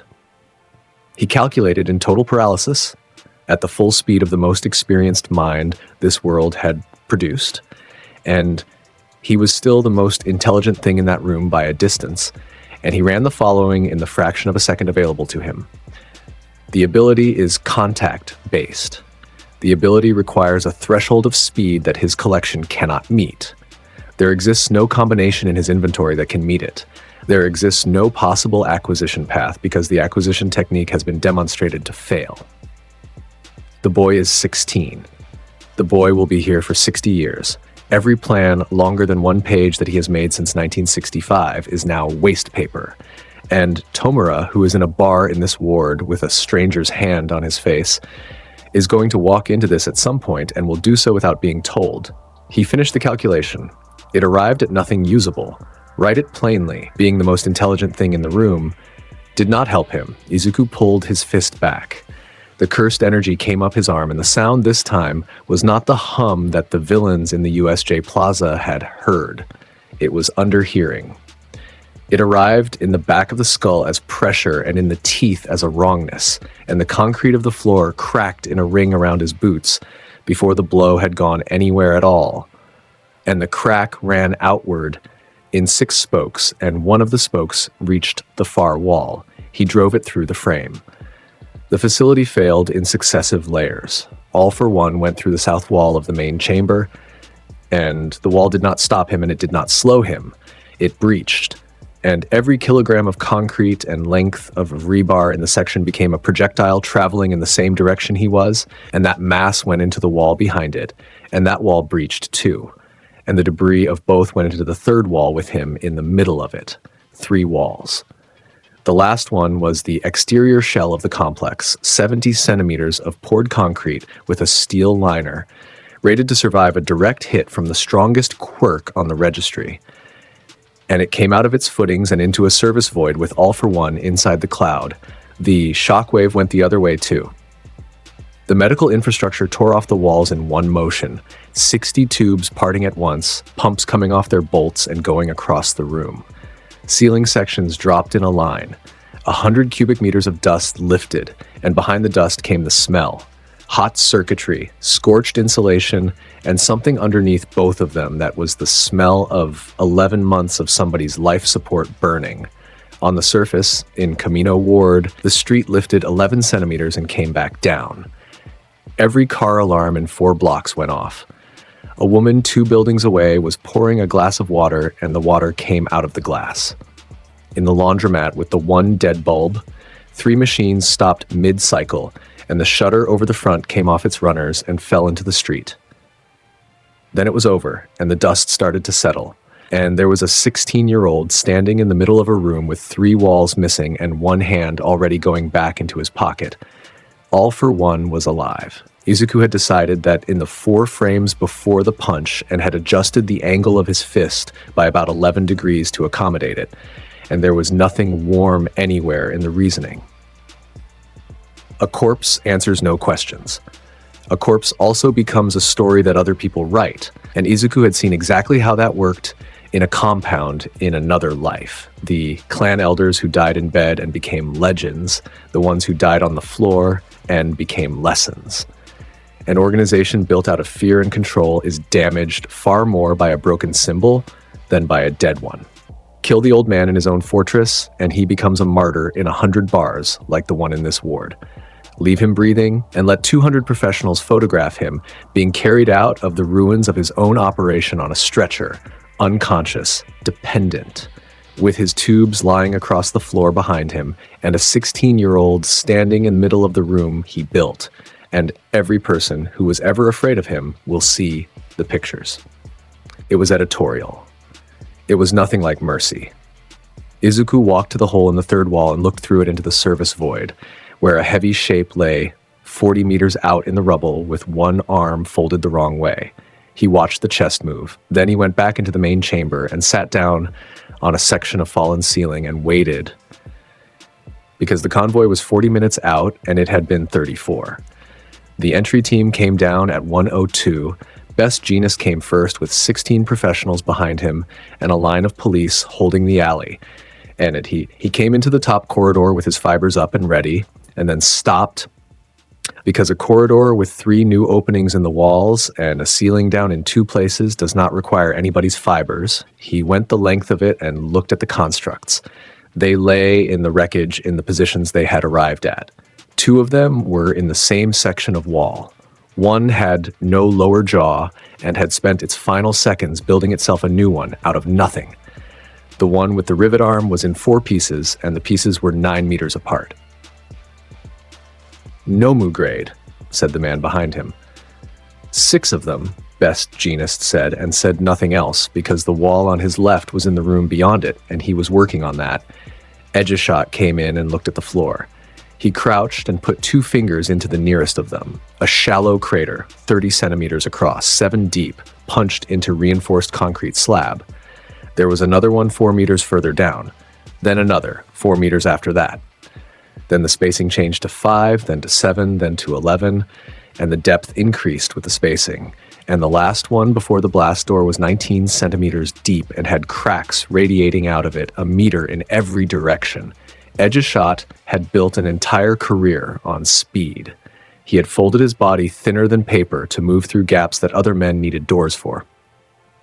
He looked at 11 meters between 2 footprints and stayed crouched over the second one for a long time. He was accelerating the whole way in, he said. Through 6 of those things. Through 6 of those things. Gang Orca found All for One in the service void and needed 2 other men to help lift the beam. Endeavor came down the corridor at speed and stopped in the doorway of the main chamber with his flames pulled in tight against his shoulders, and looked at 3 missing walls and did not say a word to anybody for 4 minutes. They brought a stretcher in through a hole in the ceiling because the stairs were gone. The photographs got out within 11 hours, as photographs do. 14 frames. A man in a black suit, unconscious, on a board, being carried up out of a hole in a residential street in Camino Ward at 2 in the morning, with 60 tubes lying in the rubble behind him like cut rigging, and his cracked visor in an evidence bag. They ran in every country that had newspapers. All Might arrived last. He had come the whole way in his true form because he had burned through his reserves getting to the ward. 3 minutes of muscle across 11 kilometers and then nothing, and then the rest of it on foot with his lung filling. He came down the ruined corridor as a thin man in an oversized costume with steam still coming off his shoulders, and the professionals in that hallway made room for him without knowing why they were doing it. He came into the main chamber and stopped at the edge of it. 20 meters of destroyed infrastructure. 3 walls in the rooms beyond them. A crater ring in the floor with 6 spokes. dust standing in the air in the beams of 11 flashlights, and in the middle of it, sitting on a slab of fallen ceiling with his hands in his pockets and dried blood on one cheekbone, was the boy who had told him 11 months ago on a road with sludge on it that One for All was a hand-me-down. The professionals cleared out. Nobody instructed them to. Best Jeanist took his people up the corridor, and Endeavor went last. And he looked back once from the doorway, and then the room had 2 people in it. You could have waited, All Might said. Izuku looked up. For what? All Might opened his mouth. He had 30 years of speeches in him. He had comforted the bereaved and briefed cabinet ministers and told 4,000 school children that everything would be all right. And he had, in the corridor on the way down here, assembled the beginning of an argument about protocol and support and the responsibility of a professional to arrive with a team. He looked at the walls. He looked at the crater. He looked at the blood on the boy's cheek, which was the only blood in the room that belonged to him, and at the man being carried up the stairs behind them who had put it there. He closed his mouth. The silence that came in had several things in it. It had the sound of dripping from a burst filtration line. It had the shape of a fight All Might had been preparing to have since 1998 and would now never have. It had in it somewhere the specific arithmetic of a man who could feel One for All running down inside him like sand, and who had just been made permanently unnecessary by a 16-year-old with a torn collar. Izuku stood up off the slab. He crossed some of the rubble and stopped a couple of meters away, and he looked at Toshinori Yagi. Gaunt, hollowed at the temples, one lung and a hole where a stomach should be. The whole apparatus of the man giving out under the weight of what he'd carried. And still carrying it, and still standing in a ruined room at 1 a.m. because a child might have needed him. There was, in this world, exactly one power that had ever read to Izuku as ancient. One thing that was genuinely inherited, passed hand to hand down a line of people who had chosen it, accumulating the only structure in this country that had reminded him even slightly of a technique in a bloodline. It was in a dying man. He had known that from 4 meters away on a road with sludge on it, and had turned it down, and had never once regretted the turning down, and had thought about it more nights than he would admit to. You were almost here first, Izuku said. He said it low. It went 2 meters and stopped. There were 19 people in the corridor above, and not one of them caught a syllable of it, and the recording devices in the room caught air. All Might's shoulders came down. He would carry that sentence into every conversation he had for the rest of his life. He would sit in staff meetings while men with rankings discussed containment strategy and hear it. He would stand at a lectern in a classroom and hear it. He never repeated it to anybody, because there were no words for what it did. And what it did was this. For one moment, somebody in this world had looked past the title and the smile and the 8 years of merchandising and had seen the actual man burning out inside all of it, and had told him, in the only language the boy had, that he had come close. Almost, Izuku said, and the smirk came back with it. Fresh. He walked out. All Might stood in the wreckage of All for One's facility and listened to a pair of boots go up a corridor that had stopped being a corridor. Then he laughed. It was a strange sound in that room. It came up out of him without permission, and it kept coming, and it had grief somewhere inside it, but grief was not the main ingredient. 30 years of holding a country up on one spine, and every year of it spent looking for someone to hand it to, and finding a boy who did not want it and did not need it, and had gone down into the ground alone at midnight, and finished the thing All Might had been dying toward since he was 19. He had expected to feel robbed. He had rehearsed feeling robbed on the way down the corridor. What he felt instead was close to gratitude, and he laughed at it until his ruined lung caught, and then he coughed blood into his hands in the middle of an empty room and had to sit down on the same slab the boy had been sitting on. All for One woke up in a cell 40 meters underground with his hands in a fixed frame and 11 monitors on him and a doctor watching a screen in another building. The HPSC intake team went in at 11 the next morning. 4 people, 2 lawyers, a security officer, a woman from the Quirk Crimes Division with a tablet. They had a list of 61 questions assembled overnight by a committee, beginning with the location of the remaining Nomu stock and ending with the whereabouts of Tomura Shigaraki. He answered none of them. He said one sentence in a voice like a door in a basement, and he said it about 90 seconds into the session while the woman was still reading the caution. That technique does not belong to this world. They waited for more. There was no more. He turned his head toward the wall and he stopped participating. And the transcript of that session runs to 1 page, most of which is procedural. Nobody knew what to do with the sentence. The security officer put it in the summary, and the summary went up to a director, and the director read it and put it in a stack, and the file sat in a classified pile for 3 weeks before anybody opened it again. The person who eventually opened it was a mouse, 2 feet tall, who read it 4 times, and then walked to the window with his hands behind his back and stood there for a while. The provisional hero license exam ran at a stadium complex in Ibaraki with applicants from every top institution in the country, and Class 1A arrived on a bus into a parking structure with about 200 other students already in it. They came in and the noise level dropped. That was new. In February, they had been 19 kids from a school with a reputation. Now they came off a bus 4 days after Kamino Ward, and Shiketsu's cohort stopped talking, and Ketsubutsu's stopped talking, and the 4 students from Izamu, who had been laughing about something, turned around to look, and every single one of those heads was doing the same thing, which was locating the tall one with the green hair, Kaminari Invaluable for about 11 seconds, and then found it unbearable. The exam was a 2-part structure. First, a mass elimination round, targets on the body, 3 hits to eliminate, 100 applicants advance. Then a rescue scenario with actors and rubble and a scoring rubric. Izuku passed his target in 40 seconds. He walked out onto the field when the horn went into a stadium containing 254 applicants, all of whom had spent the ride here, forming a plan about the UA cohort.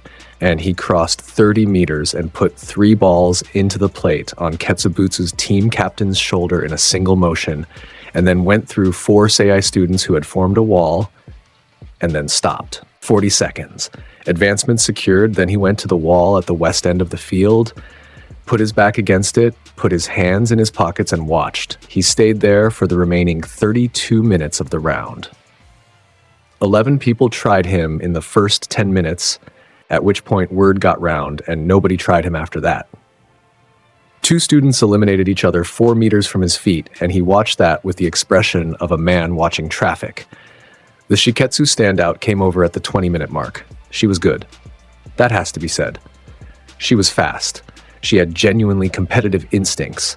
Like she had come into that stadium as the top of her year at the 2nd best institution in the country, and she had never once in her life been advised to reconsider her own confidence. She strolled up along the wall with her hat pushed back and her hands behind her head and looked him over from the boots up. "So you're the one, huh?" she said. "The whole bus was doing your name. Wall guy. Hero killer guy." She leaned in, tilting, grinning, and it was a real technique and it had worked on a great many people. "You gonna stand here the whole time? Because from where I'm at, it kind of looks like you already gave up, and I gotta say, for a guy with all that press, that's a real letdown." Izuku looked at her. "You're fast for an extra," he said. She blinked. "The bar in this room is low," he said. "Don't mistake clearing it for height." He walked away along the wall. Kami Utsushimi stood with her mouth open and 3 separate reactions competing for control of her face, and lost about 4 seconds to the competition.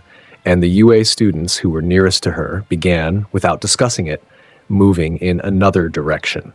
He passed the rescue segment by a mechanism that the proctors argued about for an hour. He cleared his assigned sector in 110 seconds, handed 4 actors to the medical line without one word of reassurance to any of them, and then declined to participate further on the grounds that the sector was clear. The proctor's performance note, which Aizawa read the following Monday, said, "Passed. Applicant completed primary objective in 0:40. Spent remainder of exam period observing. No further engagement initiated or required. Bedside manner absent. Classification unknown. Recommend review. Aizawa read it twice and clipped it into the binder. The binder had started in February as a manila folder. It was now a 3-ring binder with tabs, kept in a locked drawer at the staff room, and Aizawa Shota had labeled the spine with one word in marker, and the word was unknown, and every teacher in that room knew whose it was. Nezu gave him the file rather than an order, because Nezu had worked out very early that Izuku Midoriya could not be pointed at anything, and could occasionally be handed something. They sat in the same warm office with the same tea. The HPSC has spent 2 months connecting you to 11 separate incidents and would like you channeled, the principal said. They use that word in a document. I've told them you're a student and that you'll take your exams in the spring, which is true and also useless, and they've therefore begun preparing something formal. I intend to be difficult about it for as long as I can. That's your business. It is. Here's something that may be yours. He pushed a folder across the low table. The 8 Precepts of Death. A Yakuza organization in this prefecture, 9 members of consequence, one of whom matters. Kai Chisaki, 39, Oyabun in practice, if not in title. His ability disassembles and reassembles matter on contact. Anything, including a person, including the floor he's standing on and the air above it. 6 professionals have gone into his territory in 4 years. 2 came out able to work. Izuku opened the folder. He's producing a drug, Nezu said. It removes quirks permanently in the higher concentrations. This is confirmed by 2 samples and 1 victim who is currently at a facility in Yokohama learning to be somebody else. The narcotics people care about the distribution. I care about the manufacture because the manufacture requires a source. Izuku turned a page and stopped. There was a photograph clipped to the top right corner. It had come out of a Yakuza intake facility during a sweep 18 months ago and had been filed and forgotten, which was its own kind of statement about the country. A girl, 5 years old in the image. Bandages up both arms from the wrist past the elbow, wound tight. The kind of wrapping you use on something you intend to open again. A horn coming out of the right side of her forehead. Hospital gown that had been washed too many times. Her hands were held in front of her in a way that a 5-year-old's hands are held when somebody has told her where to put them. She was not smiling. Izuku looked at the photograph for 11 seconds. There are very few categories of thing in this world that moved him, and this was one of them, and it had nothing to do with the girl and everything to do with the arrangement. He had grown up inside an institution that did precisely this. The Zenin clan had bled children for 12 generations, measured them at 4, priced them at 6, married them off or buried them or hollowed them out for the benefit of a compound, and the ones with real ability got the worst of it because ability made them worth the trouble. He had watched a cousin be measured and then watched what happened to her afterward. He had shrugged about it at the time because shrugging was what the heir did. He had never once got the taste out of his mouth. She's the source, he said. She's the source. Her ability rewinds a living body to a prior state. He's taking her cells and turning them into the product, and the product is finite, and therefore so is she, on his schedule. Nezu turned his cup once. The HPSC has an operation in planning for the spring. It has 41 participants and a legal review, and I have read the timeline. Izuku closed the folder. He put it back on the table and stood up, and his face had gone somewhere the principal hadn't seen before. And Nezu made a note of it with the part of his mind that never stopped making notes. "What's the address?" Izuku said. He went in through the front. There was a way to do this that involved rooftops and a hole in a maintenance level, and 11 minutes of nobody knowing he was in the building, and he had considered it in the taxi and set it aside, because the point of this was going to be the pattern of it afterward. The compound was a walled property in a residential district with a shrine gate and a gravel drive and 11 cameras. He came up the drive at a walk. The front door was 2.5 meters of lacquered wood, and it went flat and burst inward. They were professionals in their own way. That has to be granted. The 8 precepts had 41 men on the property, and 11 of them had ability worth the registry. A man who turned into a swarm, a woman with hardened bone plates, a man who could grow to 4 meters, and they had numbers, and they had a facility built specifically to resist a hero raid. Internal shutters, choke points, a stairwell that could be sealed in 9 seconds, and years of protection from people with offices who owed favors. None of that helped. Izuku came down the entry corridor, and the corridor stopped being usable. Panels formed in succession, one, then the next before the first had gone, then two in the same second, and each one broke before the following one arrived, and the men inside them went into the walls and the shoji screens in each other. The swarm man went flat with all of his insects in the plane around him like a photograph of a cloud, and the plane broke, and the insects came out of it as powder. The 4-meter one had grown to 2.5 when Izuku put a hand on his hip and the growth stopped being a direction and became a consequence. 41 men. The property was clear on the ground level in under 90 seconds. Nobody fired a gun because 2 men tried, and both times the pistol went flat in the hand before the trigger finished moving. He went down. The facility under the house was 3 levels deep, and the 3rd level was where the work happened, and Chisaki was waiting on the combat floor with his hands bare and a plague mask pushed up onto his forehead. He had been told from the first breach exactly who was in the building. He had watched Kamino on the news like everybody else in this country. "You should know," Chisaki said, "that I've thought about this since the summer. Since a boy put All for One on a stretcher and a mouse gave him a report card for it." He rolled his shoulders, his hands hung loose and open. "Everything you've beaten had a shape.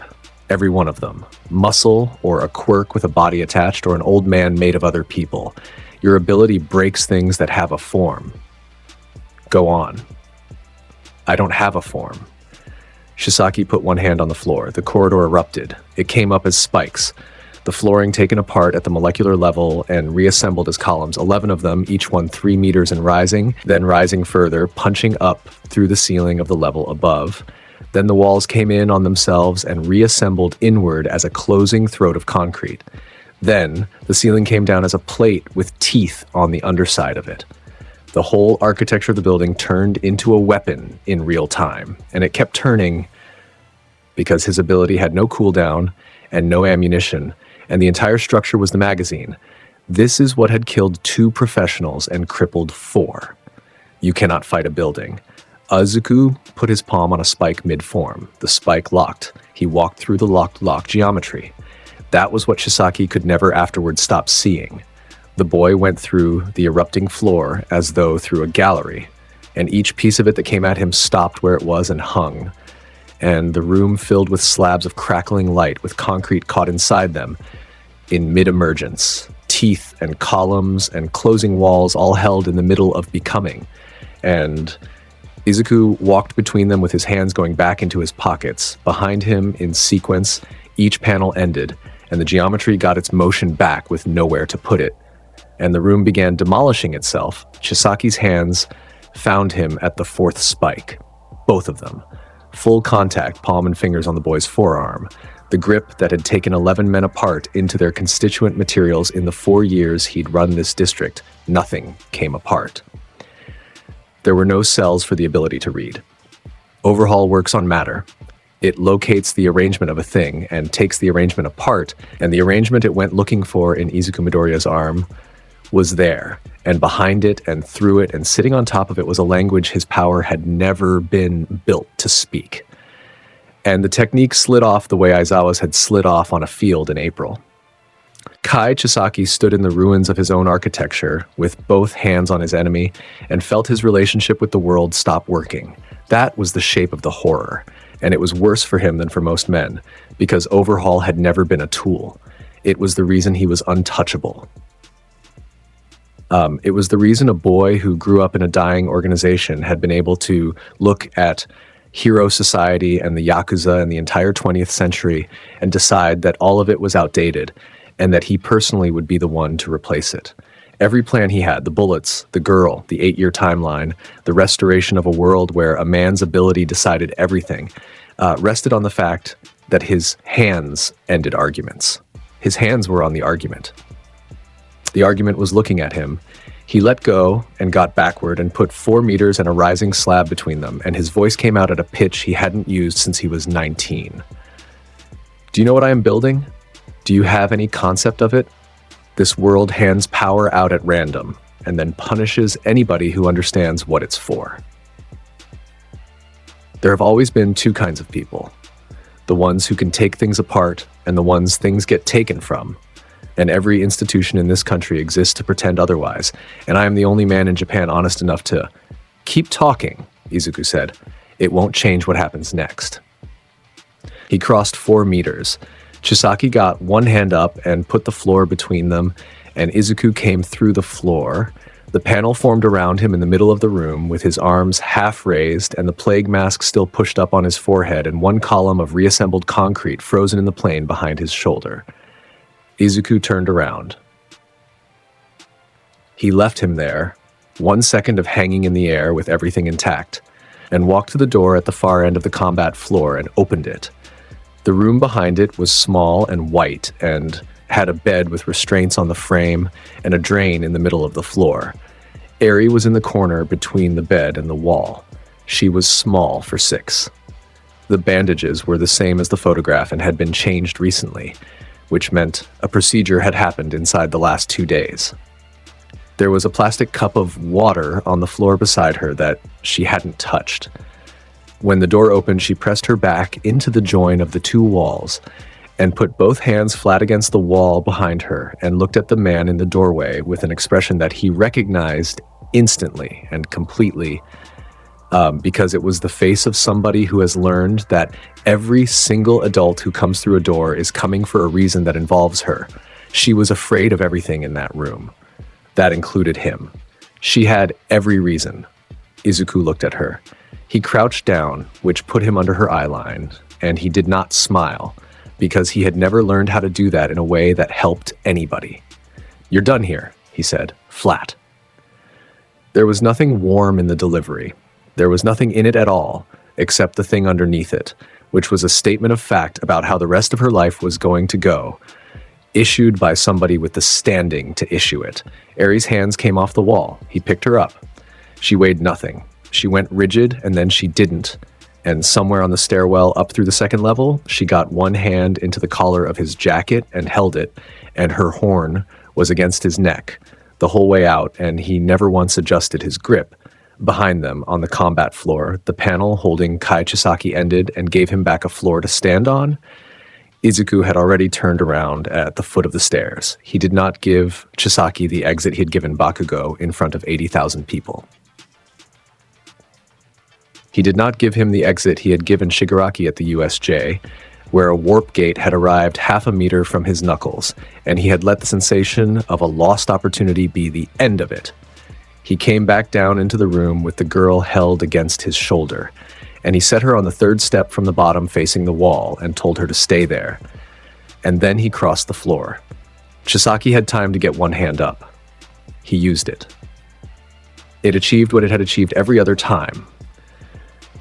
Izuku put his palm on the man's throat and applied the technique at contact range. No intermediate slab, the whole geometry compressed into something the size of a fist and released inside the same breath. There was the crackle of a cable parting. There was the other sound. Kai Chisaki finished in the ruins of the architecture he had built to be untouchable in, and the columns of his own reassembled floor came down around him afterward because they had never been told to stop. Izuku picked the girl up off the step. She hadn't turned around. He walked up 3 levels and out through a front door that was lying in the gravel.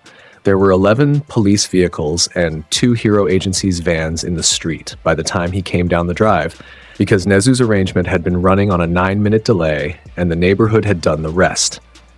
Recovery Girl was in the middle of it, at the back of an ambulance, waiting on the principal's instruction, with a blanket over her arm and her cane in her hand. Izuku came through the gate with the girl against his shoulder. The crowd of professionals opened up in front of him. He crossed 11 meters of tarmac and stopped in front of a 100-and-something-year-old woman who came up to his sternum, and he put Eri down into the blanket, and the small fist in his collar had to be worked loose, 1 finger at a time, and he did that without hurrying and without saying anything. Then he stepped back. He put his hands in his pockets and stood there while the medical team took her. 3 people, an oxygen line, a light in the eyes, somebody asking her name and getting nothing. And he watched the whole thing from 4 meters away, and his face was doing something. There were 61 police officers and 11 professionals and 19 bystanders in that street, and not one of them could have named it. It was not softness. Nobody who had watched 11 months of him would have insulted the thing by calling it that.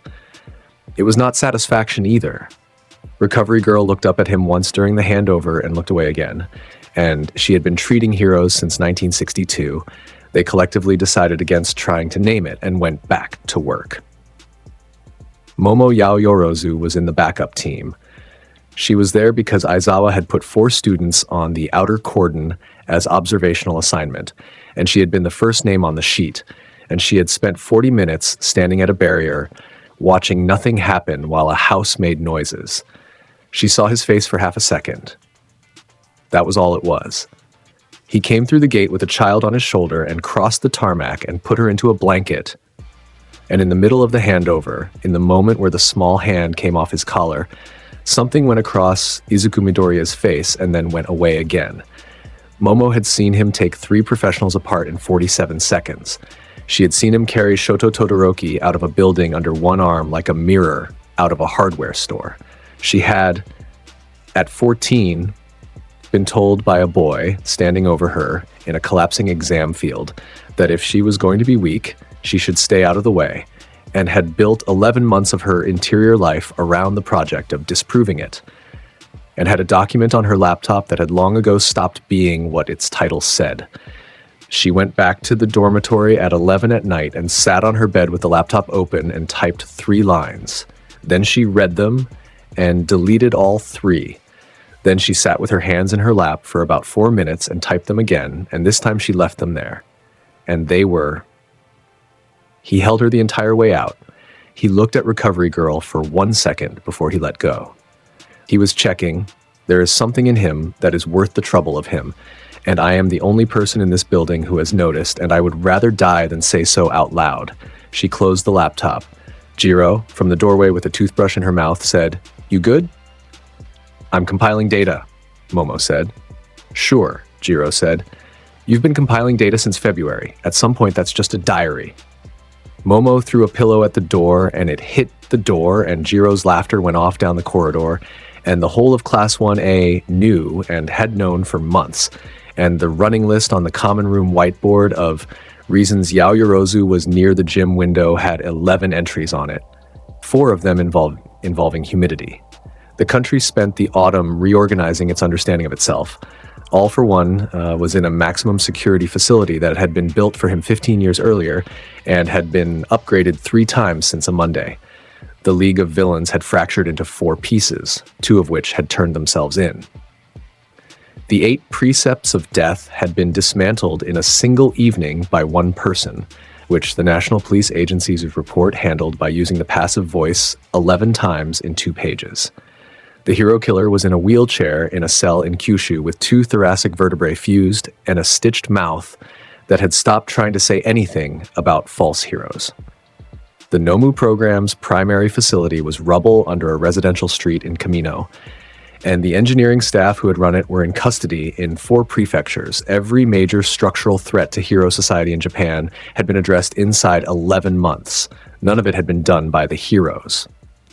None of it had been done by the symbol of peace, who was now spending 3 days a week in a hospital and teaching foundational heroics on the other 2. None of it had come out of an institutional response or a joint operation or the national hero rankings, which were still being published every quarter with a straight face. It had been done by a first-year student whose classification in the school's own system read unknown.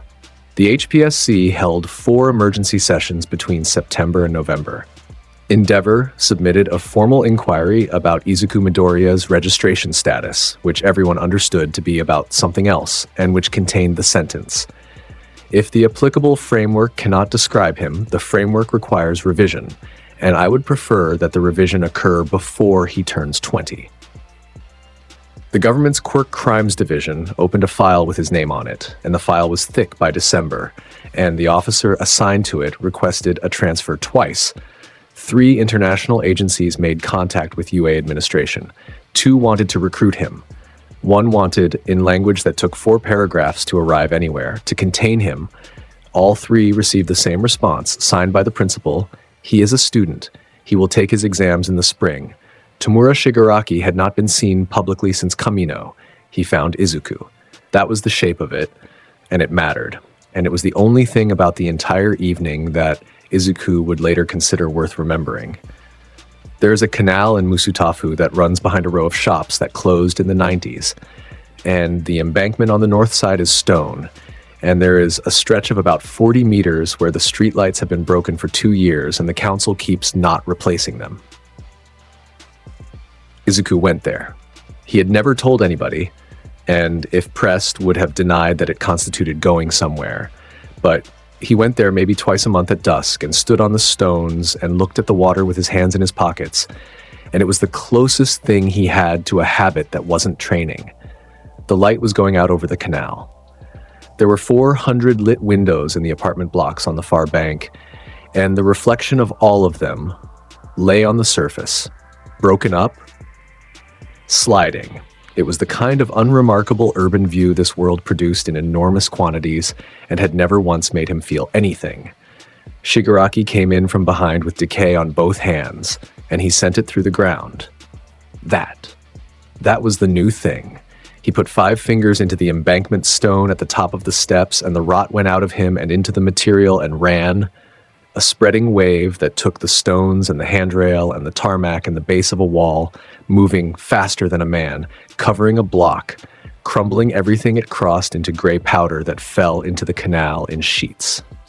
He had been working on it for 4 months in a warehouse in Yokohama, hours a day on his own, with no one telling him what it was for. Izuku stepped out of the wave's path before it arrived.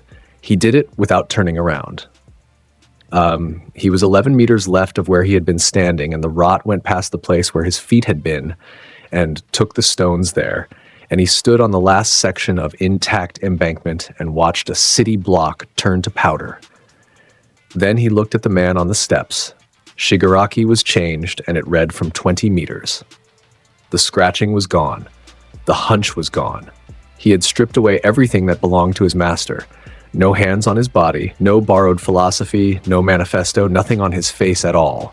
And what was underneath was a man in his mid-20s with cracked lips and red-rimmed eyes and a body that had spent 4 months being trained by somebody who wanted it to work. He was here alone. There was no kurogiri, no warp, no exit. "You've been training," Izuku said. It came out as an observation, nothing warmer and nothing colder. It was the most honest thing he had ever said directly to Tomura Shigaraki, which was exactly why it landed, and Shigaraki's shoulders came up as though somebody had put a hand on the back of his neck. He charged. He was fast. Genuinely fast. Trained, motivated, carrying nothing that weighed him down, and he crossed the embankment in a way the boy at the USJ could never have crossed a room. He threw the right hand at Izuku's face, 5 fingers spread, and Izuku leaned back 4 centimeters, and the fingertips went past his nose close enough that he got the smell of it, warm dust, and underneath the dust something sweet and organic that had been a person's arm the last time it had been used. "Better," Izuku said. He tapped Shigaraki's wrist. The panel formed around him and stopped him mid-stride, a 2-meter slab of crackling light standing on a ruined embankment in the last of the light, with a man inside it in the shape of a lunge. Hand out, coat open, hair lifted off his forehead, both eyes wide and awake, he got out. His left hand was at the edge of the plane when it formed, 6 centimeters inside the boundary, and decay came off the fingers into the panel itself, and cursed energy is not matter and did not rot. But the geometry took the interruption badly. A section of the slab's lower corner went gray and came apart, and the whole plane failed 1/3 of a second early, and Tomura Shigaraki arrived on the stones on his shoulder and rolled twice, and came up on one knee with blood in his mouth. He spat it into the dust and stood up. Izuku had not moved. He looked across 11 meters of ruined embankment at a man who had just broken a panel from the inside, which 2 people in this world had now managed, and one of them had been carrying 100 stolen lives to do it. And here's what he saw. He saw somebody who had cut the institution off himself. Not left it, not been thrown out of it, cut it off, the way you cut off something that has grown into the skin and had walked away with nothing and gone looking for a measurement on his own terms. Shigaraki's master had built him a whole world with a role in it and a script and a name, and Shigaraki had put all of it down and had spent 4 months in a warehouse in Yokohama finding out what was actually underneath, and what was underneath had come to a canal in Musutafu at dusk with no backup and no plan and no warp gate to leave through. Naoya Zenin had done that twice. Once at 19, when he had understood that the compound's opinion of him was a currency he did not respect and had begun the long project of not caring what the elders said. Once at death, when the entire structure that had made him, 12 generations, a name, a technique, an inheritance, had been taken off him in a field by a woman with a blade, and he had woken up in a hospital in a country that had never heard of it and had gone on being himself anyway. He knew what it cost to strip the framework away and find out what was actually there. That specific act, he understood. "You're almost interesting," Izuku said. He said it low, and the canal took most of it, and the water and the 400 lit windows on the far bank were the only things that heard it properly. He let one breath go past. "Almost," he said. Then he ended it. 2 frames across 11 meters. Shigaraki got the left hand up, and it was a good decision, and it arrived in the correct place, and Izuku's palm was already flat against his chest. The second panel formed. Izuku did not throw it out over the water. He did not hit it at the edge. He did not do any of the things he had done in a stadium in front of 80,000 people, because that had been pedagogy, and this was a verdict. He took the panel by the top edge with both hands and drove it down into the embankment at full force. The stone won and lost at the same time. The slab went into the stones, and the stones came up in a spray, 4 meters high, and the panel failed on impact and gave Tamura Shigaraki back every unit of arrested motion in a direction the human body has no answer for. The embankment cracked in a line 11 meters long. 2 of the concrete steps went into the canal. The water lifted and came down. His left arm was at the edge of the impact zone with the decay hand against the stone. The fingers took what the stone took. He lay in the rubble at the bottom of the crack, with his chest moving at a doctor 3 hours later would describe as insufficient. 4 ribs. A collapsed left lung, which was becoming a national pattern. The arm was gone below the elbow, clean at the joint, cauterized by nothing, held together by the fact that the rot had been running in it when the impact arrived. The stranger's hand that Kurogiri had bought him was in the water somewhere. His face was open to the air. There was nothing on it. Izuku crouched over him. He was there for maybe 11 seconds. Shigaraki's eyes tracked him. Awake, aware, entirely conscious. Because they always were. Because that was the shape of what this technique did to people. Every era needs one man willing to show the rest what strength actually looks like, Izuku said. This era doesn't know how lucky it is. He stood up, he looked at the canal and the lights on it and the powdered block behind him. "When you can walk again, find someone worth fighting," he said. "You're better than what you've been doing." He walked away up the ruined steps with his hands going into his pockets. Tomura Shigaraki lay in the broken stone at the edge of the water for 2 hours and 40 minutes with one arm and one working lung. And for most of it, he looked at the sky. And at some point in the second hour, he started to laugh, and it hurt so much that he had to stop. And then he did it again anyway. A patrol found him at 10 minutes to 9. 2 officers on a canal path sweep with torches, looking into a stretch that had stopped being a canal path. The report went up the chain fast because of the face. The face was on a national watch list with a photograph attached, and by 20 past 9 it had reached a director, and by half past it had reached a mouse. Nezu called Aizawa from his office with the lights off. Aizawa answered on the 4th ring. He was in the staff room with a cup of coffee going cold and the unknown binder open on the desk in front of him, which he would have denied. "Shigaraki Tomura is in custody at Musutafu General," Nezu said. "He was found at the number 4 canal embankment at 2050 with one arm, 4 broken ribs, and a collapsed lung. The embankment is a total loss for approximately 1 city block, most of it by decay. There are 2 impact points. One of them is 11 meters long." Aizawa put the cup down. He left Shigaraki alive, Nezu said. He chose to. There was a long pause on the line. Out of the staff room window, the dormitory lights were going out in ones and twos. What? Aizawa said. He left him. On purpose. He chose it. Nezu's voice had nothing in it that could be read. There is no scenario at that embankment in which he lacked the ability to finish. He drove a hardened plane into a stone wall with a man inside it and then crouched down and said something. And then walked home. He has killed 4 people in 6 months, including 2 on a mountain in front of my students. And every one of those was a decision he made in under a second. And this evening, he stood over the most wanted man in Japan and made the other decision. The pause the second time was longer. Aizawa Shoda had been a professional for 14 years.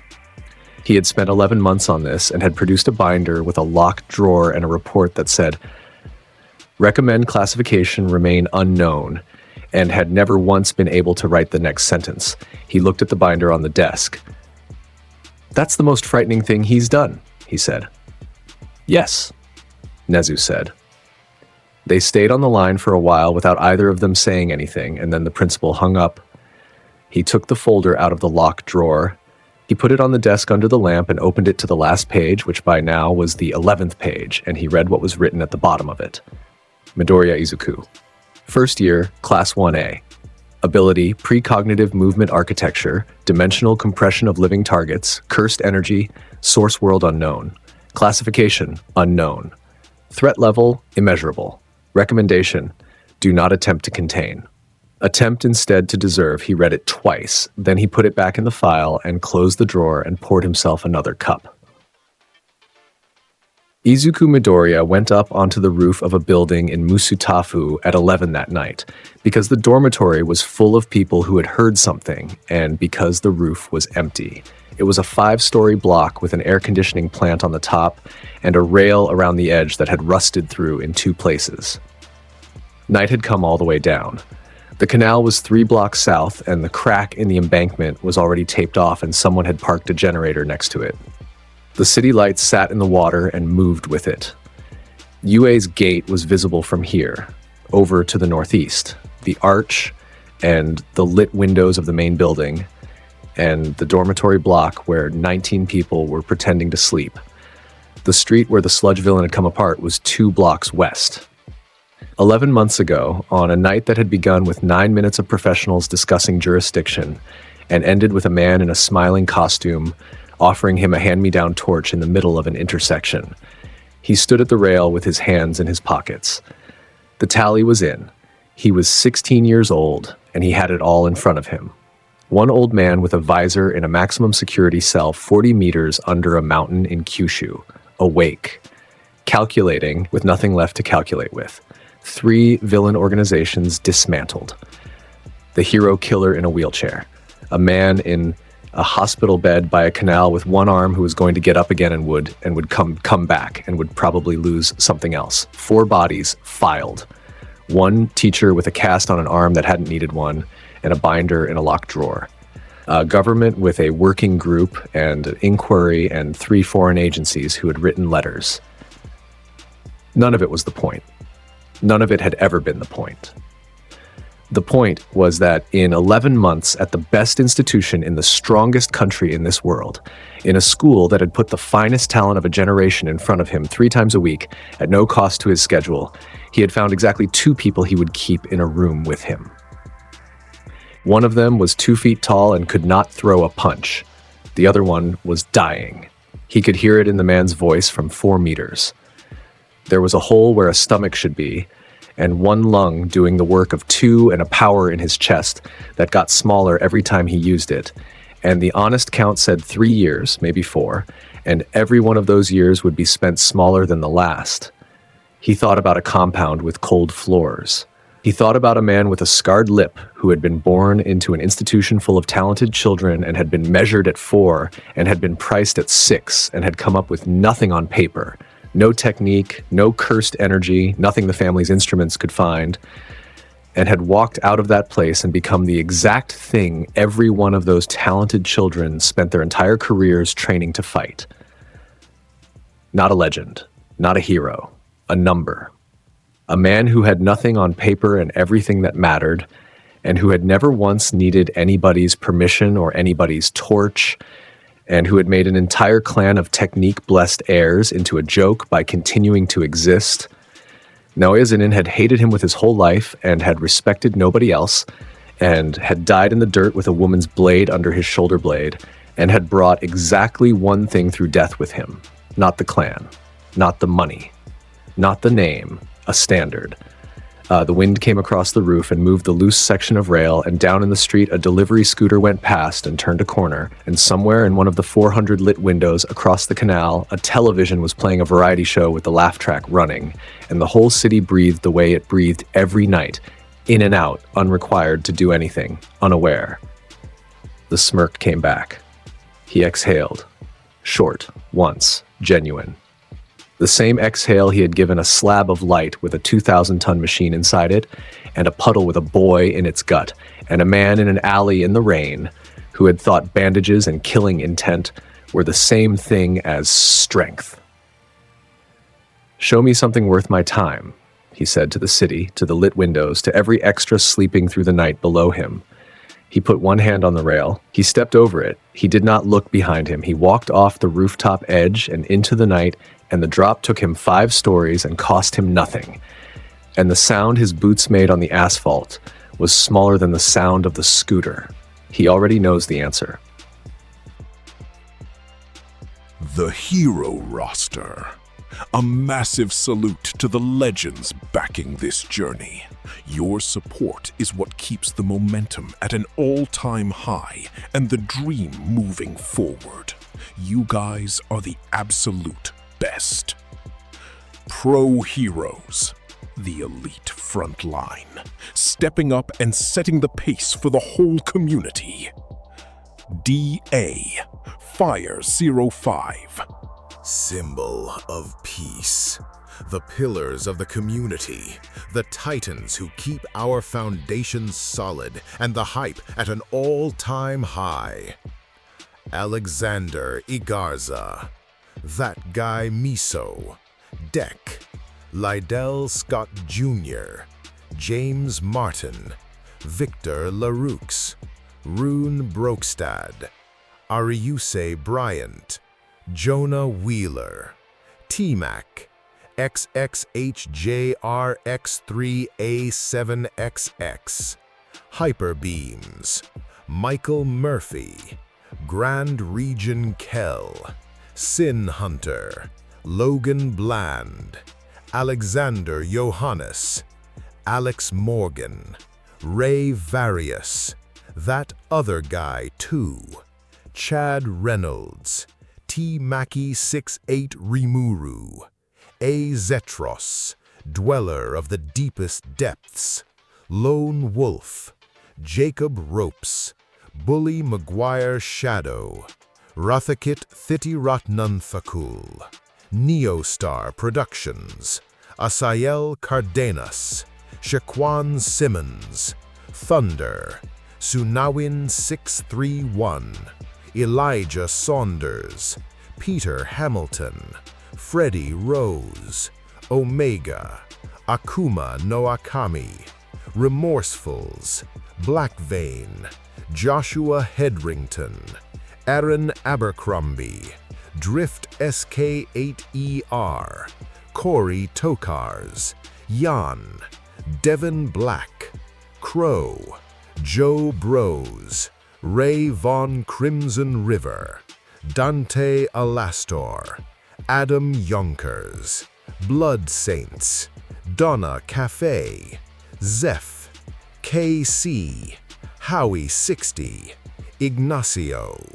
Hope of the universe, the ultimate guardians, celestial tier supporters whose impact literally shines across the galaxy. Void Rot, Chaos Umbre, Noroi Uzumaki Uchiha, Tyshawn Palmer, Coldbane 4, The Maniac 563, Debs, LS Morningstar, Marl, Spintown, I Shoot X50, Greg Green, James, Q Hon Yen Thompson, Quan, and Zeno KJ. Thanks for watching all the way through. This was the full story of a soul that refused to settle, a standard that almost no one could reach, and a world forced to measure itself against something older and colder. If you enjoyed the ride, hit subscribe for more complete what-if stories just like this one. See you in the next one.